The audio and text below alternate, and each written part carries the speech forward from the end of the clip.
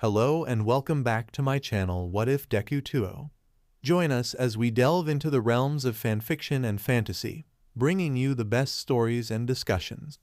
Today, we're kicking off part 2 of our series, What If Deku Had Ability to Forcibly Evolve Quirks? If you enjoy this video, please give it a like and subscribe for more content in the future. The author of this story is Fanficton from Archive of Our Own. All the relevant links are in the description. Feel free to say hello to the author on their profile. Now, let's dive into the fanfic. 3 years later. It was the day of the entrance exams at long last. After Izuku and Himiko met Rumi and Mei at the train station, all four began the walk to Ua. All were wearing their school uniforms and had a backpack containing supplies for the written test and gym clothes for the practical. Izuku was watching the news coverage about a fight between a villain with a muscle augmentation quirk and the water hoses. The heroes had died and left behind a son that was only 4 years old. It was such a waste, a child made orphan, and an amazing quirk in the hands of a monster. It wasn't uncommon for heroes to die in the field, but it usually didn't happen on live TV in broad daylight. The worst villains were usually behind closed doors. Izuku was brought out of his solemn mood with an elbow to the ribs. "So what's it like still being shorter than me?" Rumi asked Izuku, giving him a challenging grin. Izuku looked down at the dark-skinned rabbit girl with a raised eyebrow. "I'm 6'6", you're 6'2", your ears don't count." Over the course of the last 3 years, Izuku and Rumi had both shot up in height. Izuku was as tall as Endeavor now, but not as bulky. Their muscles were built for movement and strength, not size. Every muscle was toned and lean, striations visible in every movement, like a wild animal pressed against the bars of its cage. Rumi punched him in the shoulder. "They're part of my body, they count." Izuku sighed in defeat. "Ugh, fine, you're an Amazonian goddess. Happy?" Rumi stood on her toes and pecked him on the cheek. "Very." "Do you think your growth spurts had something to do with your quirks?" Mei asked from Rumi's side where she was holding her hand as they walked. Izuku cupped his chin. "Maybe. Cell activation basically supercharges everything else, so it makes sense, and Rumi's quirk evolution was mostly physical, so it would make sense that it would affect her height too." "Hey Mei, did you get all your gear approved for the practical?" Himiko asked from where she was clinging on to Izuku's arm as he began muttering to himself. "Yeah, apparently since I'm double majoring, I can bring almost anything as long as I've made it myself," Mei responded enthusiastically as ever. "Okay, good. It's a good thing Izuku's mom's got you training with Snipe. We owe them a gift basket or something," Himiko said with a smile at the thought of how supportive the Mamadoriyas had been. Izuku snapped out of his theory crafting mutter spree. "That reminds me," he pulled his backpack off and began digging through it. "I've got snacks for after the written exam. Don't want to go into the practical hungry after all. Some carrots for Rumi, a pomegranate for Himiko, and a chocolate bar for Mei. It's plain, nothing crunchy." He clarified as he handed out the snacks, knowing Mei's aversion to anything crunchy. "Woo," Mei cheered as she eagerly accepted the chocolate. "Thanks, babe, you always take such good care of us," Rumi said as she accepted the carrots and bumped his shoulder affectionately. "Thanks, Izuku," Himiko said as she accepted the pomegranate and pulled Izuku down into a keys. Rumi pulled 2 thermoses from her bag. "That reminds me, here's some of my and Mei's BLD for the practical, since you can't use Izuku's quirk 'cause it's a stockpiler." Himiko's pupils blew wide as she accepted the thermoses. "I have the best partners ever," she purred out. As they walked up the familiar path of Ua's entrance, someone shouldered past Izuku, barely moving him. The offender said nothing and kept walking without so much as a glance backwards. Izuku recognized the familiar head of spiky blonde hair. He had expected to see Bakugo again at UA, but not so soon, that's for sure. Himiko's eyes narrowed to slits and were shadowed by her bangs. "Was that Baku?" she asked in a dangerously low voice. In her anger, she wasn't paying attention to where she was stepping and tripped on a loose brick. Izuku went to catch her, but stopped when he noticed her floating horizontally and a girl with a bob of chin-length auburn hair with her hand outstretched, touching Himiko's shoulder. The girl was about 5'1" and had a round face with a small blush. Izuku felt Himiko's emotions spike, too many and too fast to register what they were. Himiko's eyes went wide in recognition. Still facing the ground and unable to see her benefactor, Himiko asked quietly with hope evident in her voice, "Acha?" The brunette gave a sharp intake of air. "Himi?" Acha helped Himiko into an upright position before whispering release under her breath and returning the blonde's gravity. The two stared at each other in silence as if the rest of the world had fallen away. Izuku could sense so much relief coming off the two and affection. Tears pricked at both girls' eyes, and they pulled each other into a desperate hug. "Ya disappeared. I thought I'd never see ya again. Was it because I beat up those guys fur-picking on Sue?" The brunette asked with a distinct Kansai accent and a waver in her voice as she brushed her thumb over the scar going through Himiko's left eyebrow that she had gotten when she was ambushed. That's when it clicked for Izuku. Himiko had told him, Rumi, and Mei about the day she ran away. It was the day of her middle school graduation. Some bullies were picking on a girl with a frog quirk, and Himiko's friend Ochako had stepped in and beat down the bullies, but got pretty bloodied up and bruised for her efforts. Himiko said that was when she knew she had to run away, or she would end up hurting her friend. Her cravings for BLD had reached a boiling point. She chose to run away rather than harm her first crush. Himiko nuzzled her head deeper into the crook of Ochako's neck and gave a muffled reply. "And no, Acha, it's a long story, but I promise to tell you everything." "You must be Himiko, Ribbit," said a croaking voice from a nearby girl with an obvious frog quirk. She was short, 5 feet tall at most. She had long, green hair that went down to the small of her back and was tied in a large bow. Her face wasn't very expressive, but had large eyes and an angular, upturned mouth. Izuku could feel the girl's unease despite her expressionless face.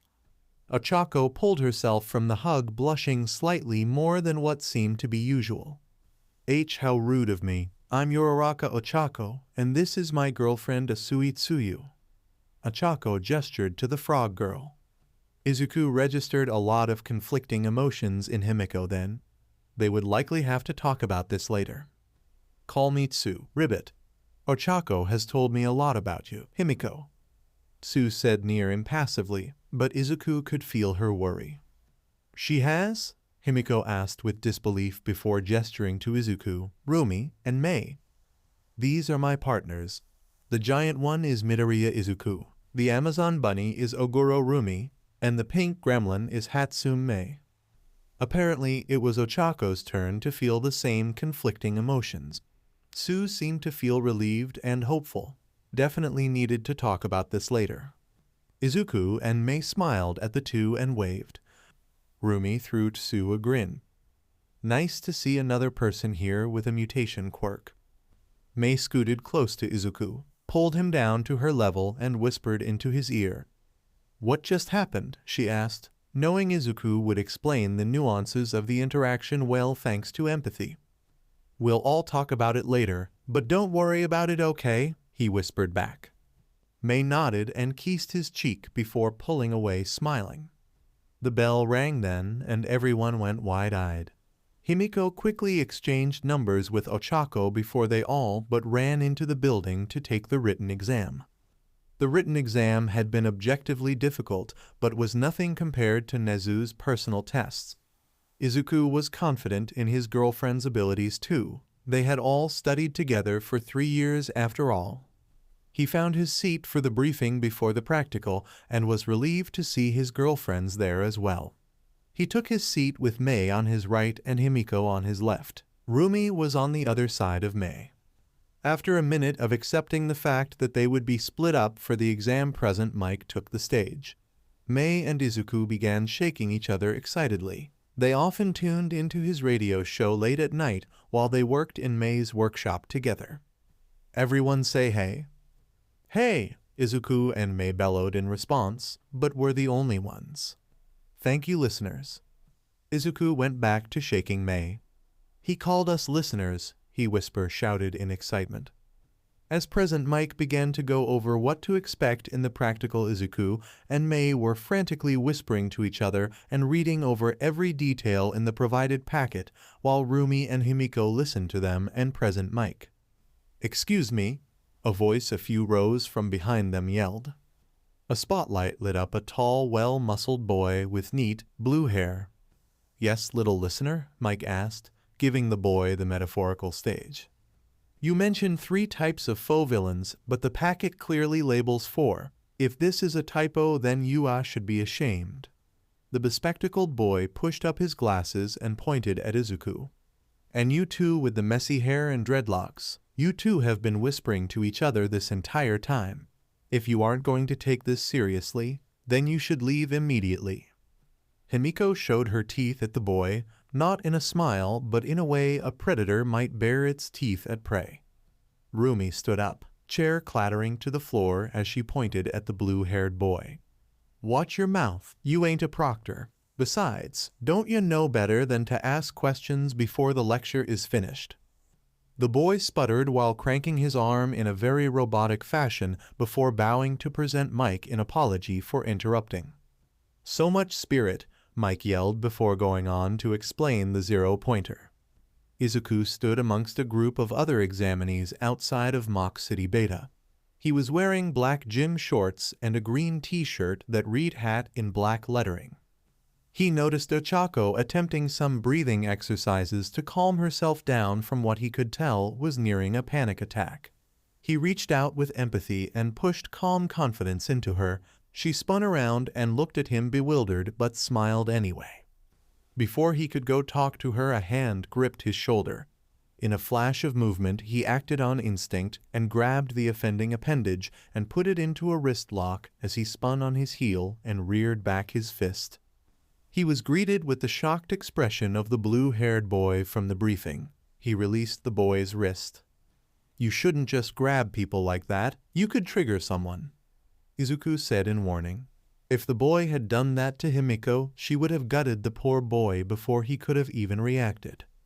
As the blue-haired boy began sputtering something that sounded like the beginnings of an apology, danger sense flared and Present Mike yelled, Go.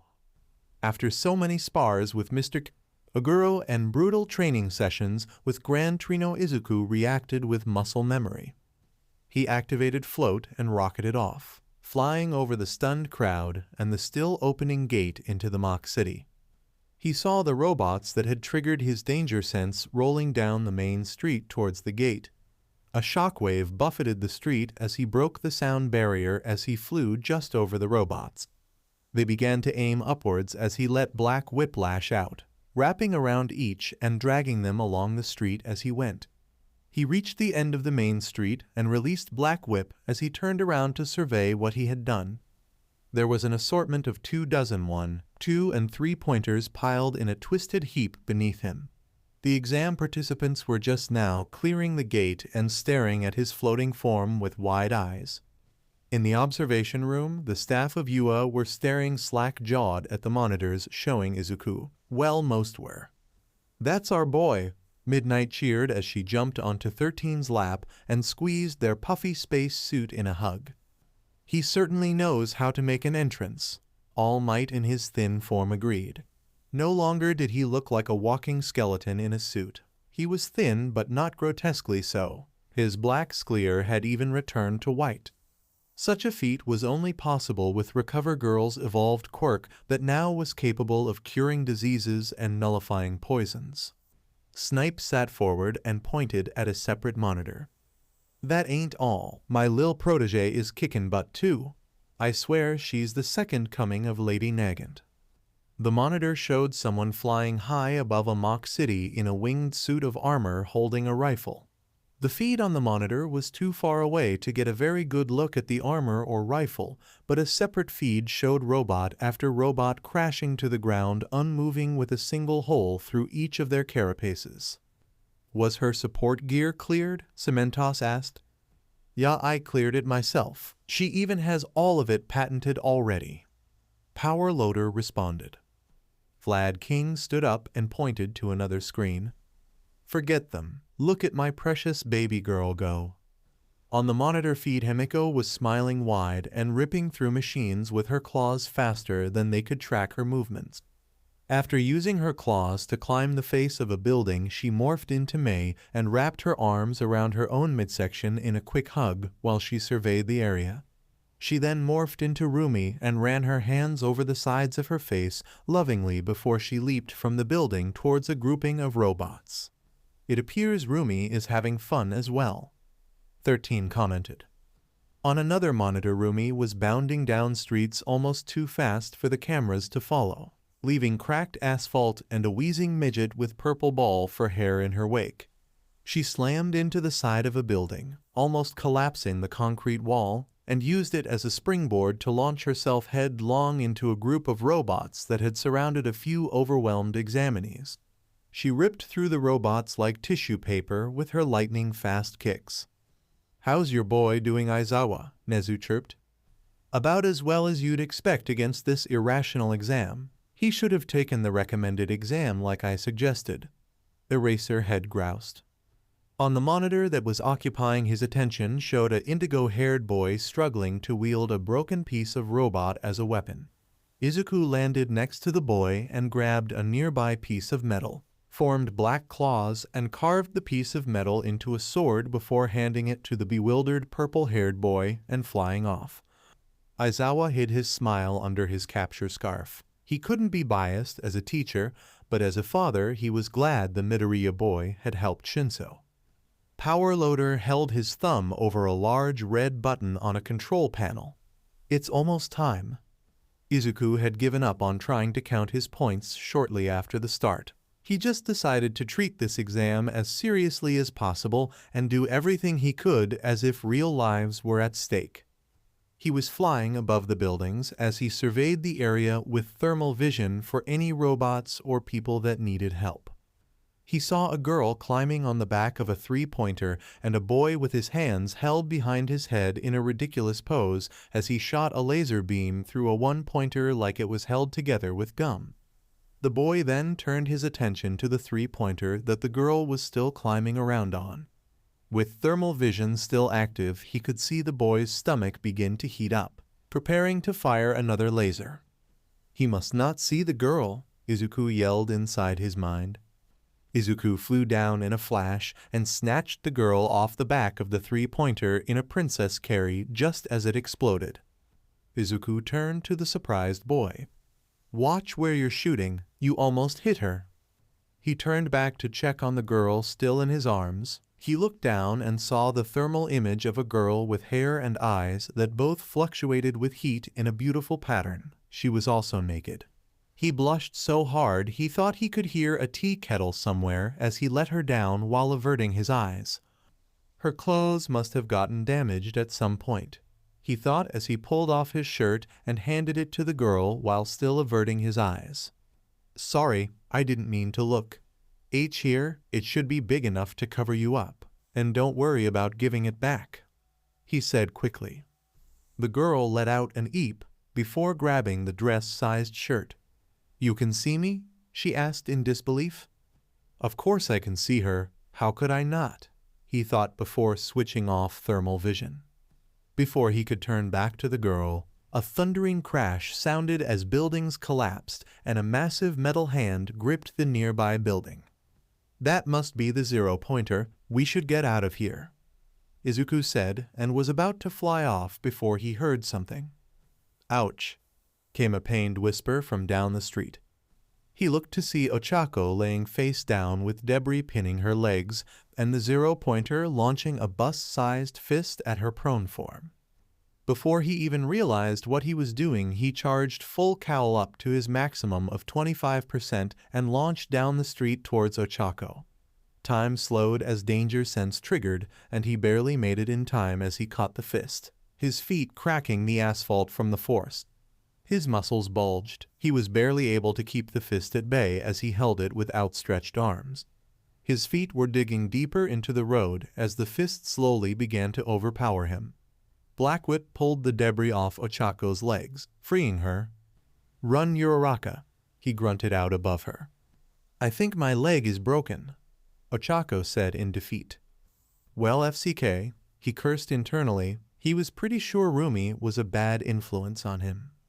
"I could use my Blackwhip talons to carve through the inside of the robot, but it wouldn't be fast enough to save Ochako. I could go past my limit and throw a 100% punch, but there's no guarantee it'll work with only one punch, and I'm pretty sure it'll break my bones and leave me unable to throw a second. There has to be something." He rapidly thought of his options as time was still slowed. His mind flashed back to the news report that morning. He remembered the way that villain's quirk made muscles grow over the top of his skin, making him much stronger than normal. As he had the thought, Blackwhip responded subconsciously. Hundreds of small tendrils began snaking down his body in a mimicry of the muscles beneath, each strand of Blackwhip whip mimicking a skeletal muscle structure. After a few slowed seconds, Blackwhip now encased his body in a single, thin layer of black muscles. The faux muscle ended at his ankles, wrists, and base of his skull. He could feel the weight of the monstrous fist lessen and the Blackwhip muscles bulge in sync with his own. He went past his limit of 25% all the way to 100%.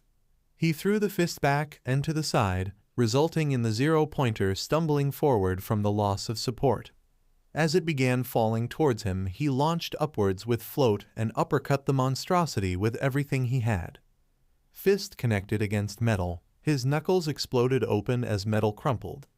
The robot's head snapped back in a deafening boom as it began falling backwards and exploding internally. With the threat dealt with, he descended back to the ground and let Blackwhip go. When the faux muscles retreated, he saw that his right arm was purple. Then the pain registered. He definitely broke every bone in his arm, but at least they hadn't shattered. Guess 100% is still too much, he thought as he kneeled next to Ochako. As his arm very slowly began healing from cell activation, he reached out with his uninjured hand and laid it on Ochako's purple ankle as it began to glow green. "This won't heal your leg entirely, but it'll make it feel better in the meantime," Izuku said, not noticing the girl's wide-open mouth as she stared at his bare chest. "You were so cool." It was all bam, then kaboom, Ochako cheered while gesticulating with her hands wildly. Izuku went to ruffle his hair in embarrassment, but winced when he tried to move his still very broken right arm. "You're hurt," Ochako screeched. Make way," a familiar voice said. Recovery Girl made her way through the crowd of gathered onlookers, swatting with her cane at anyone that took too long to move. "Honestly, these tests get more dangerous every year, I swear. You hurt, dearies?" Recovery Girl asked Izuku and Ochako. "Yeah, I had to go over my limit and broke my arm. Uraraka here broke her ankle when debris fell," he answered while his hand still rested, glowing on Ochako's ankle. "Don't make it a habit, or I'll tell your moms, young man," Chiyo warned as she gave a quick smooch on Izuku's arm and Ochako's ankle, healing them immediately. Izuku knew that Recovery Girl's quirk sapped the energy of those she used it on, but thanks to cell activation he barely even registered it. Ochako looked like she was about to fall asleep, though, so he kept cell activation active on her to restore her energy. "Why, yes ma'am," Izuku responded, nodding rapidly as his curls bounced. "Whoa, I felt so tired at first, but now I feel great. Was that your quirk? You can do so many cool things," Ochako said excitedly as she stood up and got very close, smiling so bright he had to squint. He blushed and ruffled his hair. Thanks, Uraraka." "Call me Ochako. You saved my life after all," Ochako said, dismissing his formality. He smiled down at the girl. "Thanks, Ochako. You can call me Izuku." He could feel the girl's excitement turn into affection, maybe even attraction.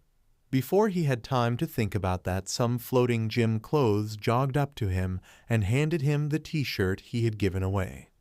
"You can have this back now. I'm Hagakure Toru, by the way," Toru said animatedly. Thanks, I'm Midoriya Izuku, he said confusedly as he put his shirt back on. He could feel their disappointment as he did so. What happened to the girl that had my shirt? Is she okay? He asked, hoping she had found something else to cover up with. That was me, silly, Toru said, waving her arms around. What? He thought, flipping thermal vision back on. It was the same gorgeous girl with a bob of hair and eyes that both seemed to shimmer. She looked to have a beauty mark similar to Nana's as well. Is that why you were naked? He all but screeched. Yeah, I can't turn my invisibility off or make other things invisible, so I have to get naked to be invisible. I never expected someone would be able to see me. What do I look like? She finished quietly. Ethereal, he thought immediately. Ochako and Toru gasped quietly. He slapped his hands over his mouth. Gotta run. Sorry, he said as he ran toward the entrance blushing. Earlier that day, deep within the substructure of the Shai Hesekai main base of operations, Kendo Rappa wandered. He was looking for Overhaul so he could challenge him again, but had ended up lost in the concrete underground maze. What? Am I supposed to carry a map or something? He slammed open a metal door. It was dark inside, so he flipped on the light switch. You in here, Overhaul? No response came. It was then he noticed the steel chair with leather restraints at the center of the room. A small chair, one someone would design with a child in mind. There were specks of dried BLD in the chair's nooks and crannies, as if it was too much of a hassle to clean fully. He took another look around the room and saw 4 massive steel barrels that had a sign hastily slapped onto them that read waste. Against his better judgment, he opened one. He immediately gagged and closed the lid. Inside was a soup of what used to be a human. BLD and viscera was not something he was unused to, but he had seen what Overhaul's quirk did to people. He had even felt what it was like firsthand. It felt like unimaginable pain, as if every cell in your body was crying out in agony followed by the sweet release of death. No, Kendo Rappa hadn't gagged because of the gore inside the barrel, but because he could make out the pieces of what used to be a child. The teeth was what gave it away. He was about to go find some Yakuza to kill, but he heard something coming from the nearby vent high on the wall. He strained his ears. It was tinny, but he could make out the whimpering of a child trying in vain to muffle their cries. He marched back into the deserted hallway and headed in the direction he heard the crying coming from. He didn't have to travel far to find a door being guarded by one of the underlings. He could hear the crying coming through the metal door behind the man. Rappa's ever-present battle-manic smile was gone. In its place was a snarl. He loomed over the short pudgy guard with all his 8 feet in height. Just as the scared shirtless guard began demanding what he wanted, he palmed the man's face and effortlessly crumpled the man's skull into the metal door. After kicking the lifeless body out of the way, he opened the door. Inside was a poorly lit child's room with dozens of unopened toys and colorful paint on the walls. At the center was a large comfy bed with a wisp of a child at the center of it. She had ruby red eyes and snow-white hair that went down to her lower back and a small horn on the right side of her forehead. They were features he recognized from the barrel. She was wearing a threadbare white t-shirt dress and her arms and legs were wrapped in bandages, and they were shaking as the girl looked at him with terror. The dichotomy between the room and its inhabitant was sickening. Here was a child's dream bedroom, and its inhabitant was a horrified child being tortured day in and day out. No, that wasn't accurate, was it? He had felt what it was like for Overhaul to use his quirk on him. It felt like dying. This girl had been dying day in and day out for who knows how long. Well, that stops today. He punched an address into his phone and handed it to the terrified girl that was still bracing for violence. Follow that. Run as fast as you can. I'll distract them, he said, the phone still in his outstretched hand. But you're wearing the bird mask, aren't you with them? The little albino girl squeaked out. He ripped off his torn-up mask. Not anymore. He could hear footsteps echoing down the hallway outside. You have to go now. Tell him that the rapper sent you.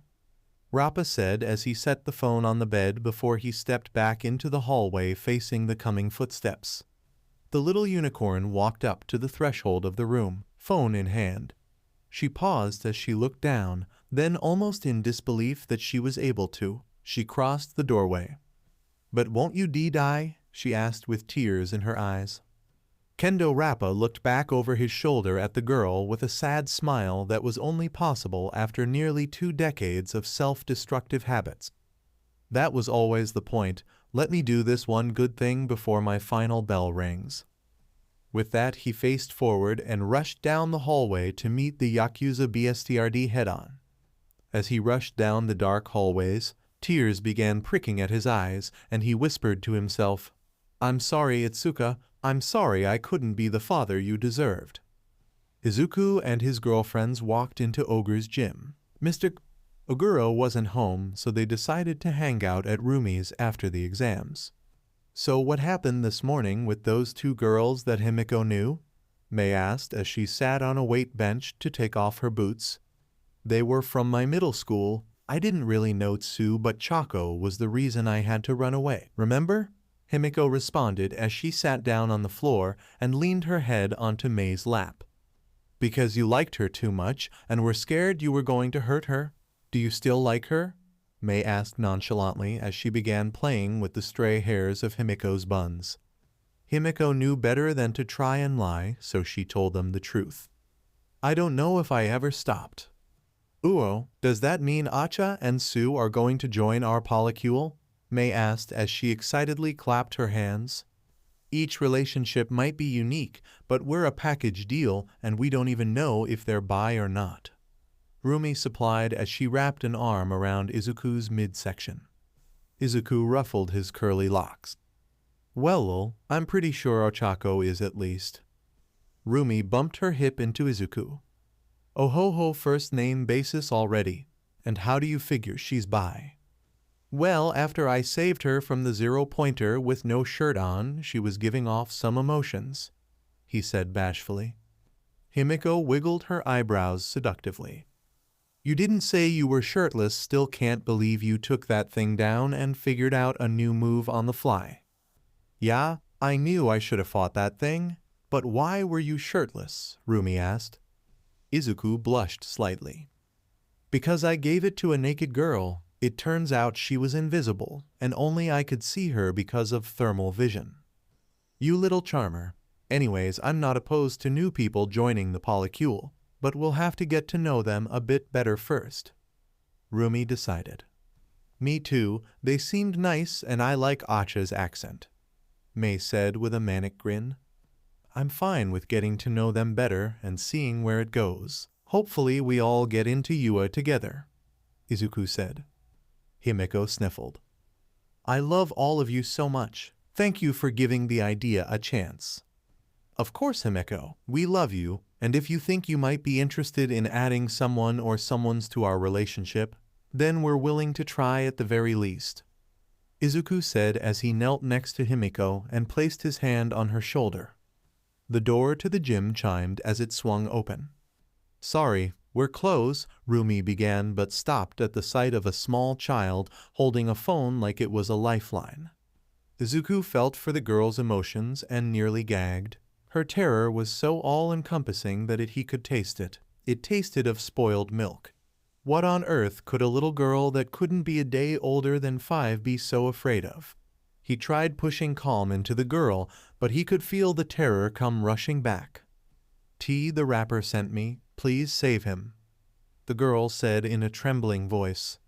Rumi gave a sharp intake of air. "That's the name of an old friend of my dad's, from his vigilante days." Everyone began walking closer to the girl, but stopped when they noticed her trembling increase. Izuku knelt down on one knee about 5 feet away. That's when he noticed the bandages covering the girl's arms and legs and the fact that she was barefoot. "We won't hurt you. I'm Izuku. What's your name?" he asked as softly as he could. The child looked all around nervously, as if expecting a trick. I'm Eri." "Did someone hurt you, Eri?" Izuku asked, trying to tamp down on his anger at the possibility. "And not today." she responded as her lip trembled. Izuku could feel his girlfriend's rage pouring off of them like a DMN breaking.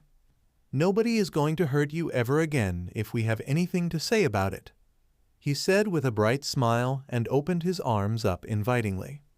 Tears pricked Eri's ruby eyes as she tentatively walked forward into Izuku's open arms, and at the last second she threw herself into him and clutched her arms around his neck as the floodgates opened, and she cried with heaving gasps for air. He held her close and stood up, her small legs wrapping around his waist. He ran his hand through her white hair, trying to calm her. Rumi, Mei, and Himiko circled close and placed comforting hands on Eri. He tried to push calm into her once more, and this time it worked. Her crying subsided and her breathing steadied. The door to the gym chimed yet again, and danger sense triggered as Izuku registered pure malice coming off the newcomer. Rumi stiffened and whispered, "Dangerous," lethally. The man had black hair and was wearing a plague doctor's mask and a purple feather-collared jacket. "Ah, you found my daughter. We'll be going now," the man said, empathy registering her being his daughter as a lie. In his arms, Eri flinched hard at the too smooth voice. "She's covered in bandages. Were you the one that hurt her?" Izuku ground out. "Of course not. She just trips a lot," the man answered, clearly getting annoyed. "Liar. She's not going anywhere with you," Izuku stated with finality. Rumi and Himiko went as tense as a spring. Mei reached into her pocket. "Come along, Ariel. We don't want any trouble now, do we?" he asked through gritted teeth as he pulled his white gloves off. Danger sense was beginning to nudge harder and harder in the man's direction. Empathy was registering murderous rage from the man. Eri's fear was back in force, and she began to try and wiggle out of Izuku's grip. He pushed calm back into her, and she stopped. "He'll kill you," she whispered into Izuku's ear. Judging by the gloves, Izuku deduced that his quirk relied on touch and was likely very lethal. "Give her back in 3-2, the masked man began counting down as he slowly started crouching. "Ifawa gritos parsewat." Izuku rushed out after coming up with a semblance of a plan. The man raised an eyebrow. "What?" Black Whip sprang into life and wrapped around the man's wrists just before his hands could reach the ground. Black Whip pulled his arms wide and lifted him off the ground. "Give her back!" he roared as he flailed against his newfound restraints. Himiko flashed forward and Leopard punched him in the throat. Her fingers curled into a fist at the middle joint instead of the knuckles. His head hung forward as he gasped for air. Not cute at all. "Luna Arc," Rumi yelled out as she descended on the man with an axe kick to the back of his head, jerking it further downward. The man looked up with wild eyes and without his mask as Mei pulled a small ball from her pocket and threw it while cackling. It landed on his chest with a splat. Then electricity raced along the man's skin as he convulsed before going limp in Black Whip's hold. The door chimed as Mr. Oguro stepped in. "What the FCK happened here?" he asked almost too casually. Izuku clasped his hand over Eri's free ear and gasped. After Mr. Oguro made a few calls, the police, paramedics, and everyone's parents plus Nezu showed up. The police took one look at the unconscious man before quickly cuffing him with quirk-suppressing cuffs, saying that he was a B-rank villain that led a Yakuza group. The officers took everyone's statements of what happened. Tsukachi arrived shortly after that and approached where Izuku and the girls sat with Eri still clinging to Izuku, unwilling to let go. "I can understand why you did it, but this still is vigilantism. I'll do what I can, but there's only so much," Tsukachi started. "Actually, he agreed to a spar, and this gym is licensed for quirk usage," Izuku smugly interrupted. Somewhere behind him he could hear Nezu trying to suppress a cackle. Tsukachi's eyebrows shot up. "True, why would a Yakuza boss agree to a spar?" Izuku shrugged, Eri shifting with the movement. "How could I hope to understand how a child abuser thinks? That does remind me, though. Eri said someone called the rapper was the one that got her out, but he was in danger." Tsukachi sighed in defeat. Good to know. The Rapper is an alias used by Kendo Rappa, another B-rank villain. We responded to a disturbance at the Shai Hasakai residence earlier today. Kendo killed over 24 known Yakuza and was gravely wounded, but he'll live. I'll do what I can for him. You'll have me and my lawyer's help. Maybe we can get him into a villain rehabilitation program. Nezu chirped as he climbed onto Tsukachi's shoulder. Well, I guess that clears up that. Then there's the matter of Eri. She doesn't show up on any systems. By all accounts, she doesn't exist. Let's have the paramedics check her over while we discuss the options, Tsukachi said while gesturing to the two paramedics. Izuku looked down to Eri, and she looked up at him with wobbly lips. Those nice people want to make sure you aren't hurt. Is that okay? You can say no. Eri seemed to gather her courage as her lips stopped trembling. I'll do it. Izuku gently set her down and paramedics led her over to a bench by the wall with a decorative potted plant beside it. There are currently 2 options, and seeing as the girl is rather attached to you, you 4 will decide. No matter what choice you make, I want Eri to attend the special classes we have at UF for children whose development has been negatively affected by villains once the school year starts. The 2 options are we place Eri into foster care, or I make her a ward of UA and hire you 4 as her guardians. Do not make this decision lightly. She may come to see you as her parents.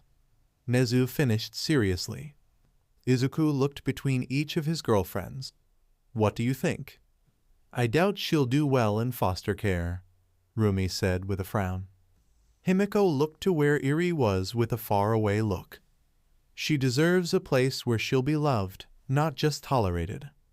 I've read bad things about foster care, and I want Eri to be happy. I think she'd be happiest with us, Mei said as she rubbed Himiko's thigh, bringing the blonde back to the present.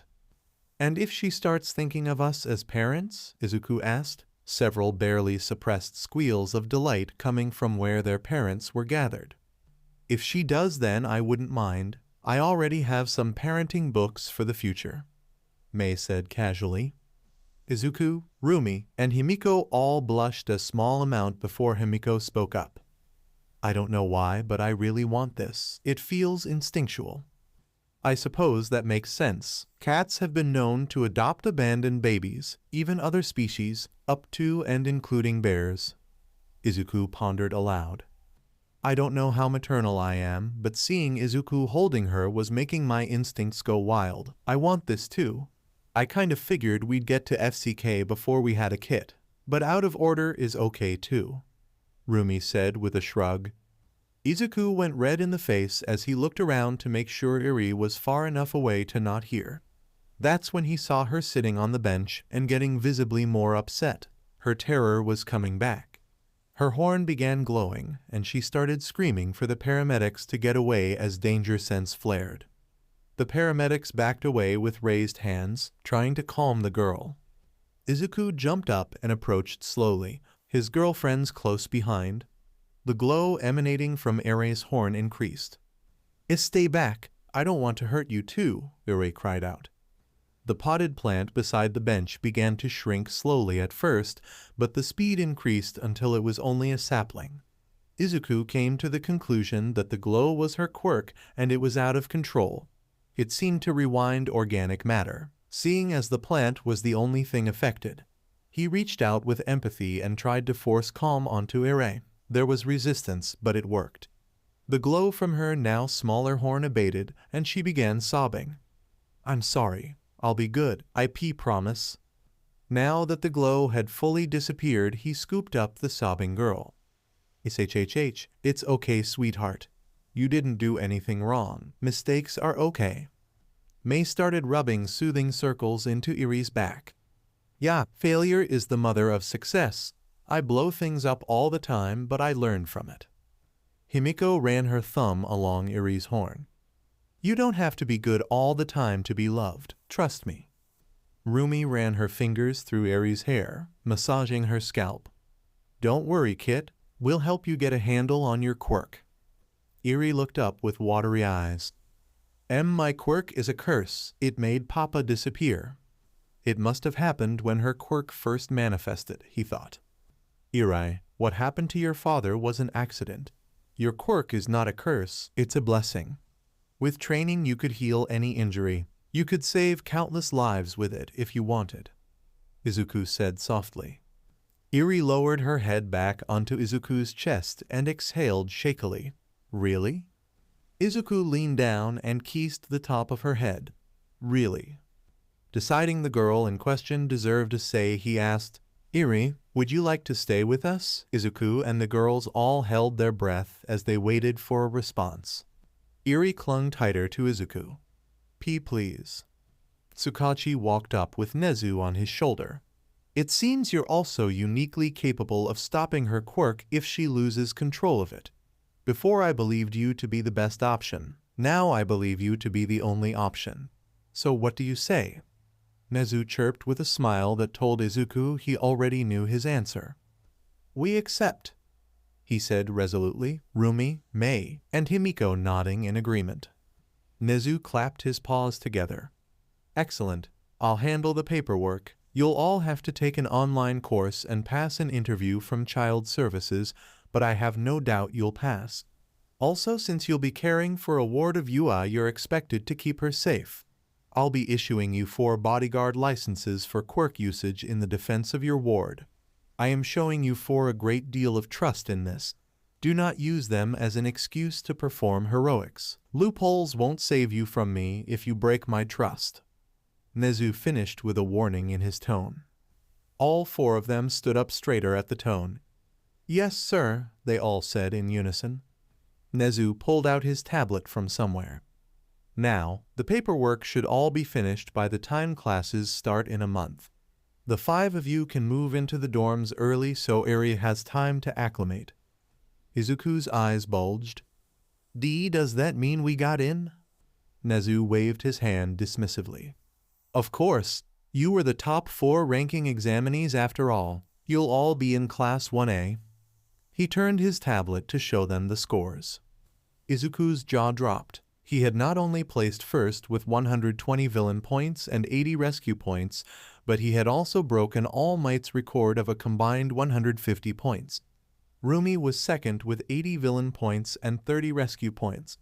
Mei was third with 50 villain points and 55 rescue points. Himiko was fourth with 80 villain points and 20 rescue points. Fifth place was Bakugo with 77 villain points and 0 rescue points. Bakugo would no doubt be fuming once he found out. How do you have the results already, sir? Izuku asked. It had only been a few hours after all. Oh please, it's just adding up some numbers and judging the rescue points. Nothing that takes too long. I was originally going to mail everyone a hologram as a kind of joke. Imagine waiting a whole week for word only to receive a letter in this day and age, and when they open it a hologram pops out, Nezu said, cackling all the while. Mail? Who the foo? Rumi began but stopped at the sight of the glare Izuku threw her way. Inko walked up to them, leading a gaggle of parents. Can we meet our grandchild yet? She asked mirthfully as the rest of the parents were cooing at the sight of Eri clinging to Izuku. Well, he supposed he could mark them down as supporting the decision. Apparently being Nezu's personal student and employee had its advantages. While the dorms were being renovated to better suit their needs, Nezu gave him a black metal credit card and told him to get anything Eri might want or need. Not wanting to thrust Eri into a crowded environment, they opted for online shopping. With Eri in his lap and pointing to things on the laptop, they bought anything she might want or need. It seemed as if Himiko and Rumi were almost instinctively good at caring for a child. Really made him wonder how Himiko's mom had FCK up so royally. Maybe it was partly instinctual also. Perhaps she saw Himiko as a predator more dangerous than herself, and it scared her. At any rate, he and Mei decided reading parenting books was their best bet. That's when he discovered that Full Cowl not only boosted his strength and defense, but also his brain. It explained how All Might could fight at super speeds when a normal human couldn't hope to keep up. With the combination of cell activation supercharging his bodily processes and Full Cowl, he could read an entire book in minutes. All Might had seriously underutilized his quirk. With May's quirk being ocular, her reading speed was also nothing to sneeze at, nearly keeping up with him. The two of them had read through every parenting book they could get their hands on within days. The online courses, tests, and interviews from child services were almost alarmingly easy. It certainly explained, at least partially, why the foster care system had the stellar reputation it did. Now they only had to wait for everything to process. Only a week after the entrance exams, Izuku and the girls were moving into the dorms. That's when they discovered the reason behind the renovations. Nezu had somehow given them an entire floor to themselves. No other students were designated to it. Izuku's room was 3 times the size of a normal dorm room and had a bed the size of 2 king-sized beds put together. On the bed was a note that said the room's soundproofed. He had a feeling Nimuri had something to do with the bed and note. The girls' rooms were right next to his, and Aries was directly across the hall. Moving their things in hadn't taken long at all thanks to all the training they had done over the years, and the freight elevator that was commonplace because of the varying sizes of people due to quirks. The first morning after moving in, Izuku was wearing a pink apron, workout shorts, and a tank top as he was making some pancakes with diced-up apples inside for Eri. She was wearing unicorn-themed pajamas and a smartwatch that matched Izuku's and the girls'. She was patiently waiting in the kitchen while the girls were still waking up upstairs. "When's your birthday, Eri?" he asked over his shoulder where the little unicorn sat at the breakfast bar waiting patiently. Eri's feet ceased their swinging. "I don't know." Izuku smiled reassuringly over his shoulder. "Well, we can't have that. The doctors seem to think you're about 5 years old, so how about we call today your 5th birthday? We can throw a birthday party and even go somewhere if you want." "Really?" Eri asked in disbelief.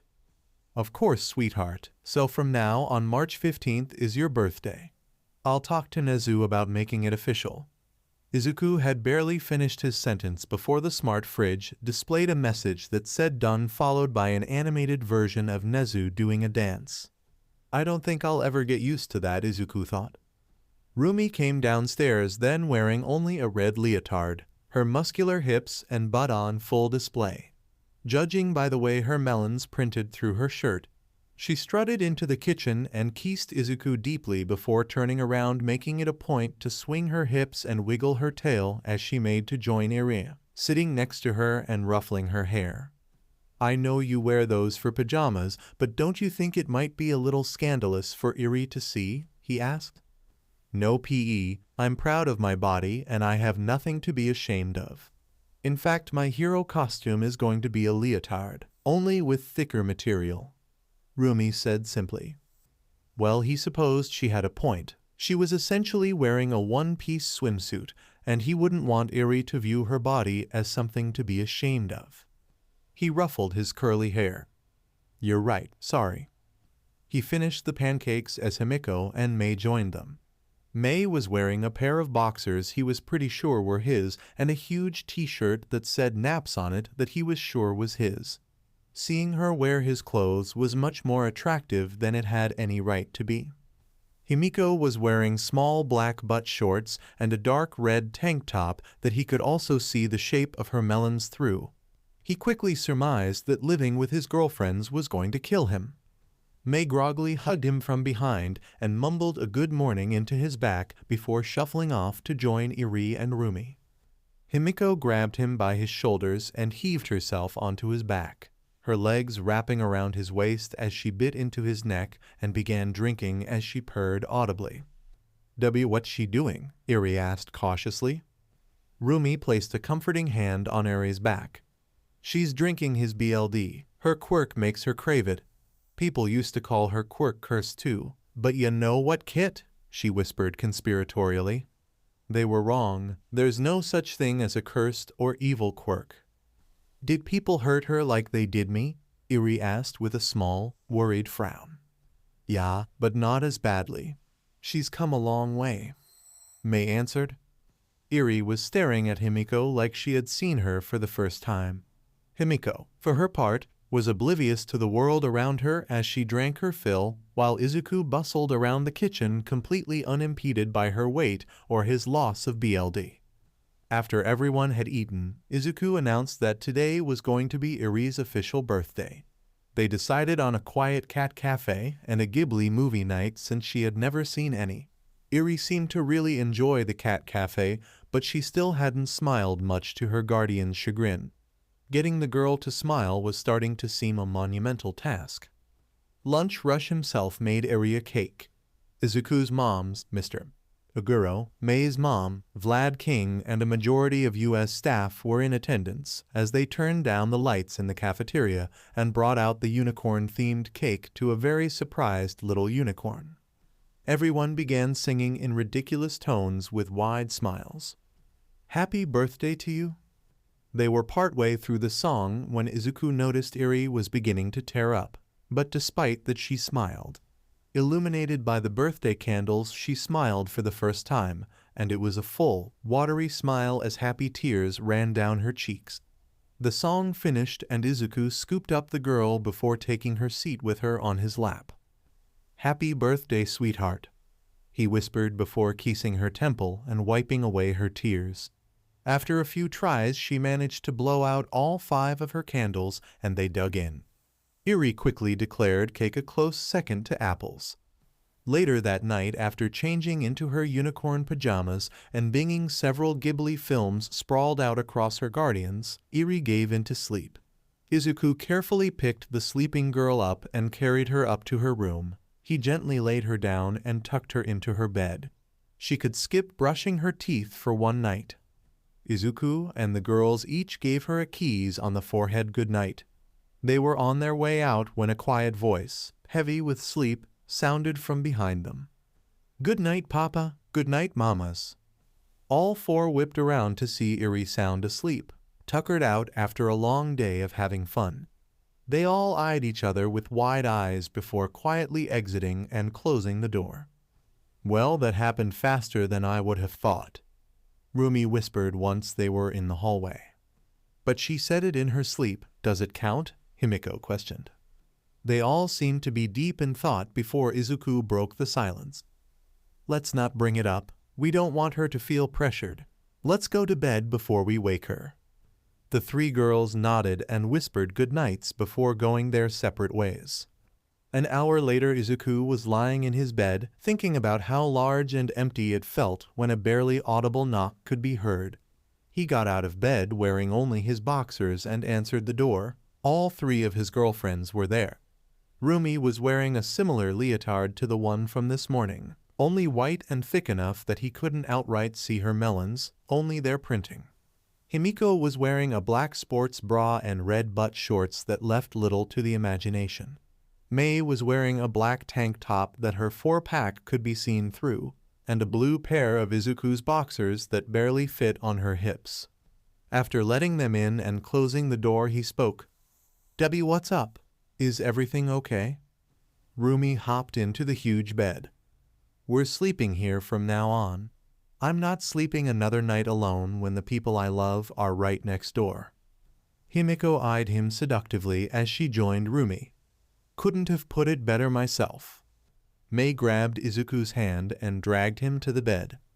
"If I have to sleep, it's going to be with the people I love." Izuku was pulled into bed with Mei quickly tucking herself against his chest, her melons pillowing out and threatening to escape their confines. Himiko pressed herself against Mei's back, spooning her and Rumi doing the same to Himiko. Izuku pulled the covers over the 4 of them with Blackwhip as they whispered their goodnights once more. The 4 were quickly lulled into sleep as Izuku wondered at the difference of how empty his bed felt only minutes prior compared to now, though there was still an absurd amount of room. Izuku awoke in the middle of the night from his and the girls' smart watches beeping and vibrating in a frantic alarm. The alarm that was set to go off if Iri pressed the special button on her watch that let them know that she needed them. In less than a second, Izuku and the girls were swinging open Iri's door ready to fight God. Iri was sitting up in her bed with her blankets wrapped around her. Silent tears trailed down her cheeks as she trembled. Izuku sat down on her bed slowly and faced her. Eri? Papa! Eri cried out in desperation as she exploded out of her blanket cocoon and launched herself at Izuku, wrapping her small arms around his neck. Izuku was a bit shocked at first, but after a moment he brought his massive arms around the trembling girl. Did you have a nightmare? He could feel her head nod against his neck as his girlfriends took up places around them on the bed. Do you want to sleep with us tonight? Izuku whispered. The only response was another silent nod against his chest. He stood up and carried Eri back to his room with his girlfriends following. Smut. The next few weeks flew by. It was the day that their classmates would be moving in. Eri had adjusted well and was sleeping in her own room most nights. Her nightmares were becoming less and less frequent. Izuku woke very early to the feeling of something grinding against his growing Irkton. He opened his eyes to see Rumi in front of him. She was wearing a black leotard that allowed him to see the dark skin of her entire butt as it ground against him. Himiko was on the other side of Rumi, laying halfway on top of Mei as she kissed at her neck and kneaded one of her DD-sized melons through an oversized t-shirt. Our Rumi. He out, assuming her to be still asleep. Rumi's arm reached back and pulled herself closer against him before looking over her shoulder to reveal that she was not only awake but smirking at him. Is this okay? I know we've been taking it slow, but sleeping in the same bed is killing me, Rumi asked. Izuku grabbed her hip and began moving with her. Yeah, it's been killing me too. Rumi grabbed his hand and guided it down between her legs and placed her hand over his, guiding his ring finger and middle finger to rub at her clothed CLT. A ninon escaped Rumi's mouth as his fingers found a rhythm that had her soaking through her leotard. Alamanum drew his attention to where Mei was. Himiko's hand that was kneading Mei's melons was now inside of Mei's boxers as she straddled her leg. Mei was cupping the back of Himiko's head as they were locked in a keys. Rumi's hand reached back again and began tugging his boxers lower, the elastic band snagging on his PP.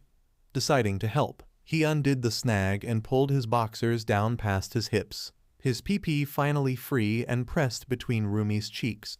She wrapped her hand around it, her fingers barely able to touch, and gasped. She spun around and looked down with wide ruby eyes. Holy SHT, I could tell you were big, but I didn't think you were horse PP big, Rumi exclaimed. Hearing the exclamation, Himiko pulled out her hand from Mei's boxers and licked her fingers clean. Izuku's PP throbbed in Rumi's grip at the sight. They scooted closer to finally get a good look at Izuku in all his glory. Mei reached over Rumi and swatted her hand away before fondling him like she did when she was taking measurements. 12 inches long and 2.5 inches in diameter. Rumi drooled while Himiko licked her fangs. Holy SHT, you're going to split me in half, Himiko said with a dazed expression. Quirk growth spurts are the best, Rumi said as she wiped her drool away. I don't know if I can fit that, but that's what these tests are for, Mei said as she began pumping her hand along his PP. Rumi flipped over to his other side and joined Mei in jerking him off. Himiko flipped over Mei and settled between his legs and cupped his heavy ball as she took the tip of his massive PP into her mouth, her long tongue swirling around it. Mei and Rumi began kissing along his neck as their hands pumped in sync. He began to M&M as his hips started to buck. He was helpless in the face of the combined assault. See close, he M&M after a minute. They redoubled their efforts, Himiko fondling his ball as she took more of his PP into her mouth. Rumi and Mei began to pump faster as they began to nip at his neck, perfectly in sync. With a guttural M&M and thrust he finally came, Himiko taking more of him into her mouth as Rumi and Mei began to slow their movements. He could see Himiko's throat working as his orgasm continued, her not letting up for a second. With one final buck of his hips he finished. Himiko broke her suction on his PP with an audible pop as Rumi and Mei stopped their movements and laid their heads on his chest. After an audible swallow, Himiko laid down on Izuku's chest. That was amazing, Izuku breathed out with a ragged breath. You taste good, but next time you're going down on me, Himiko said with lust in her eyes.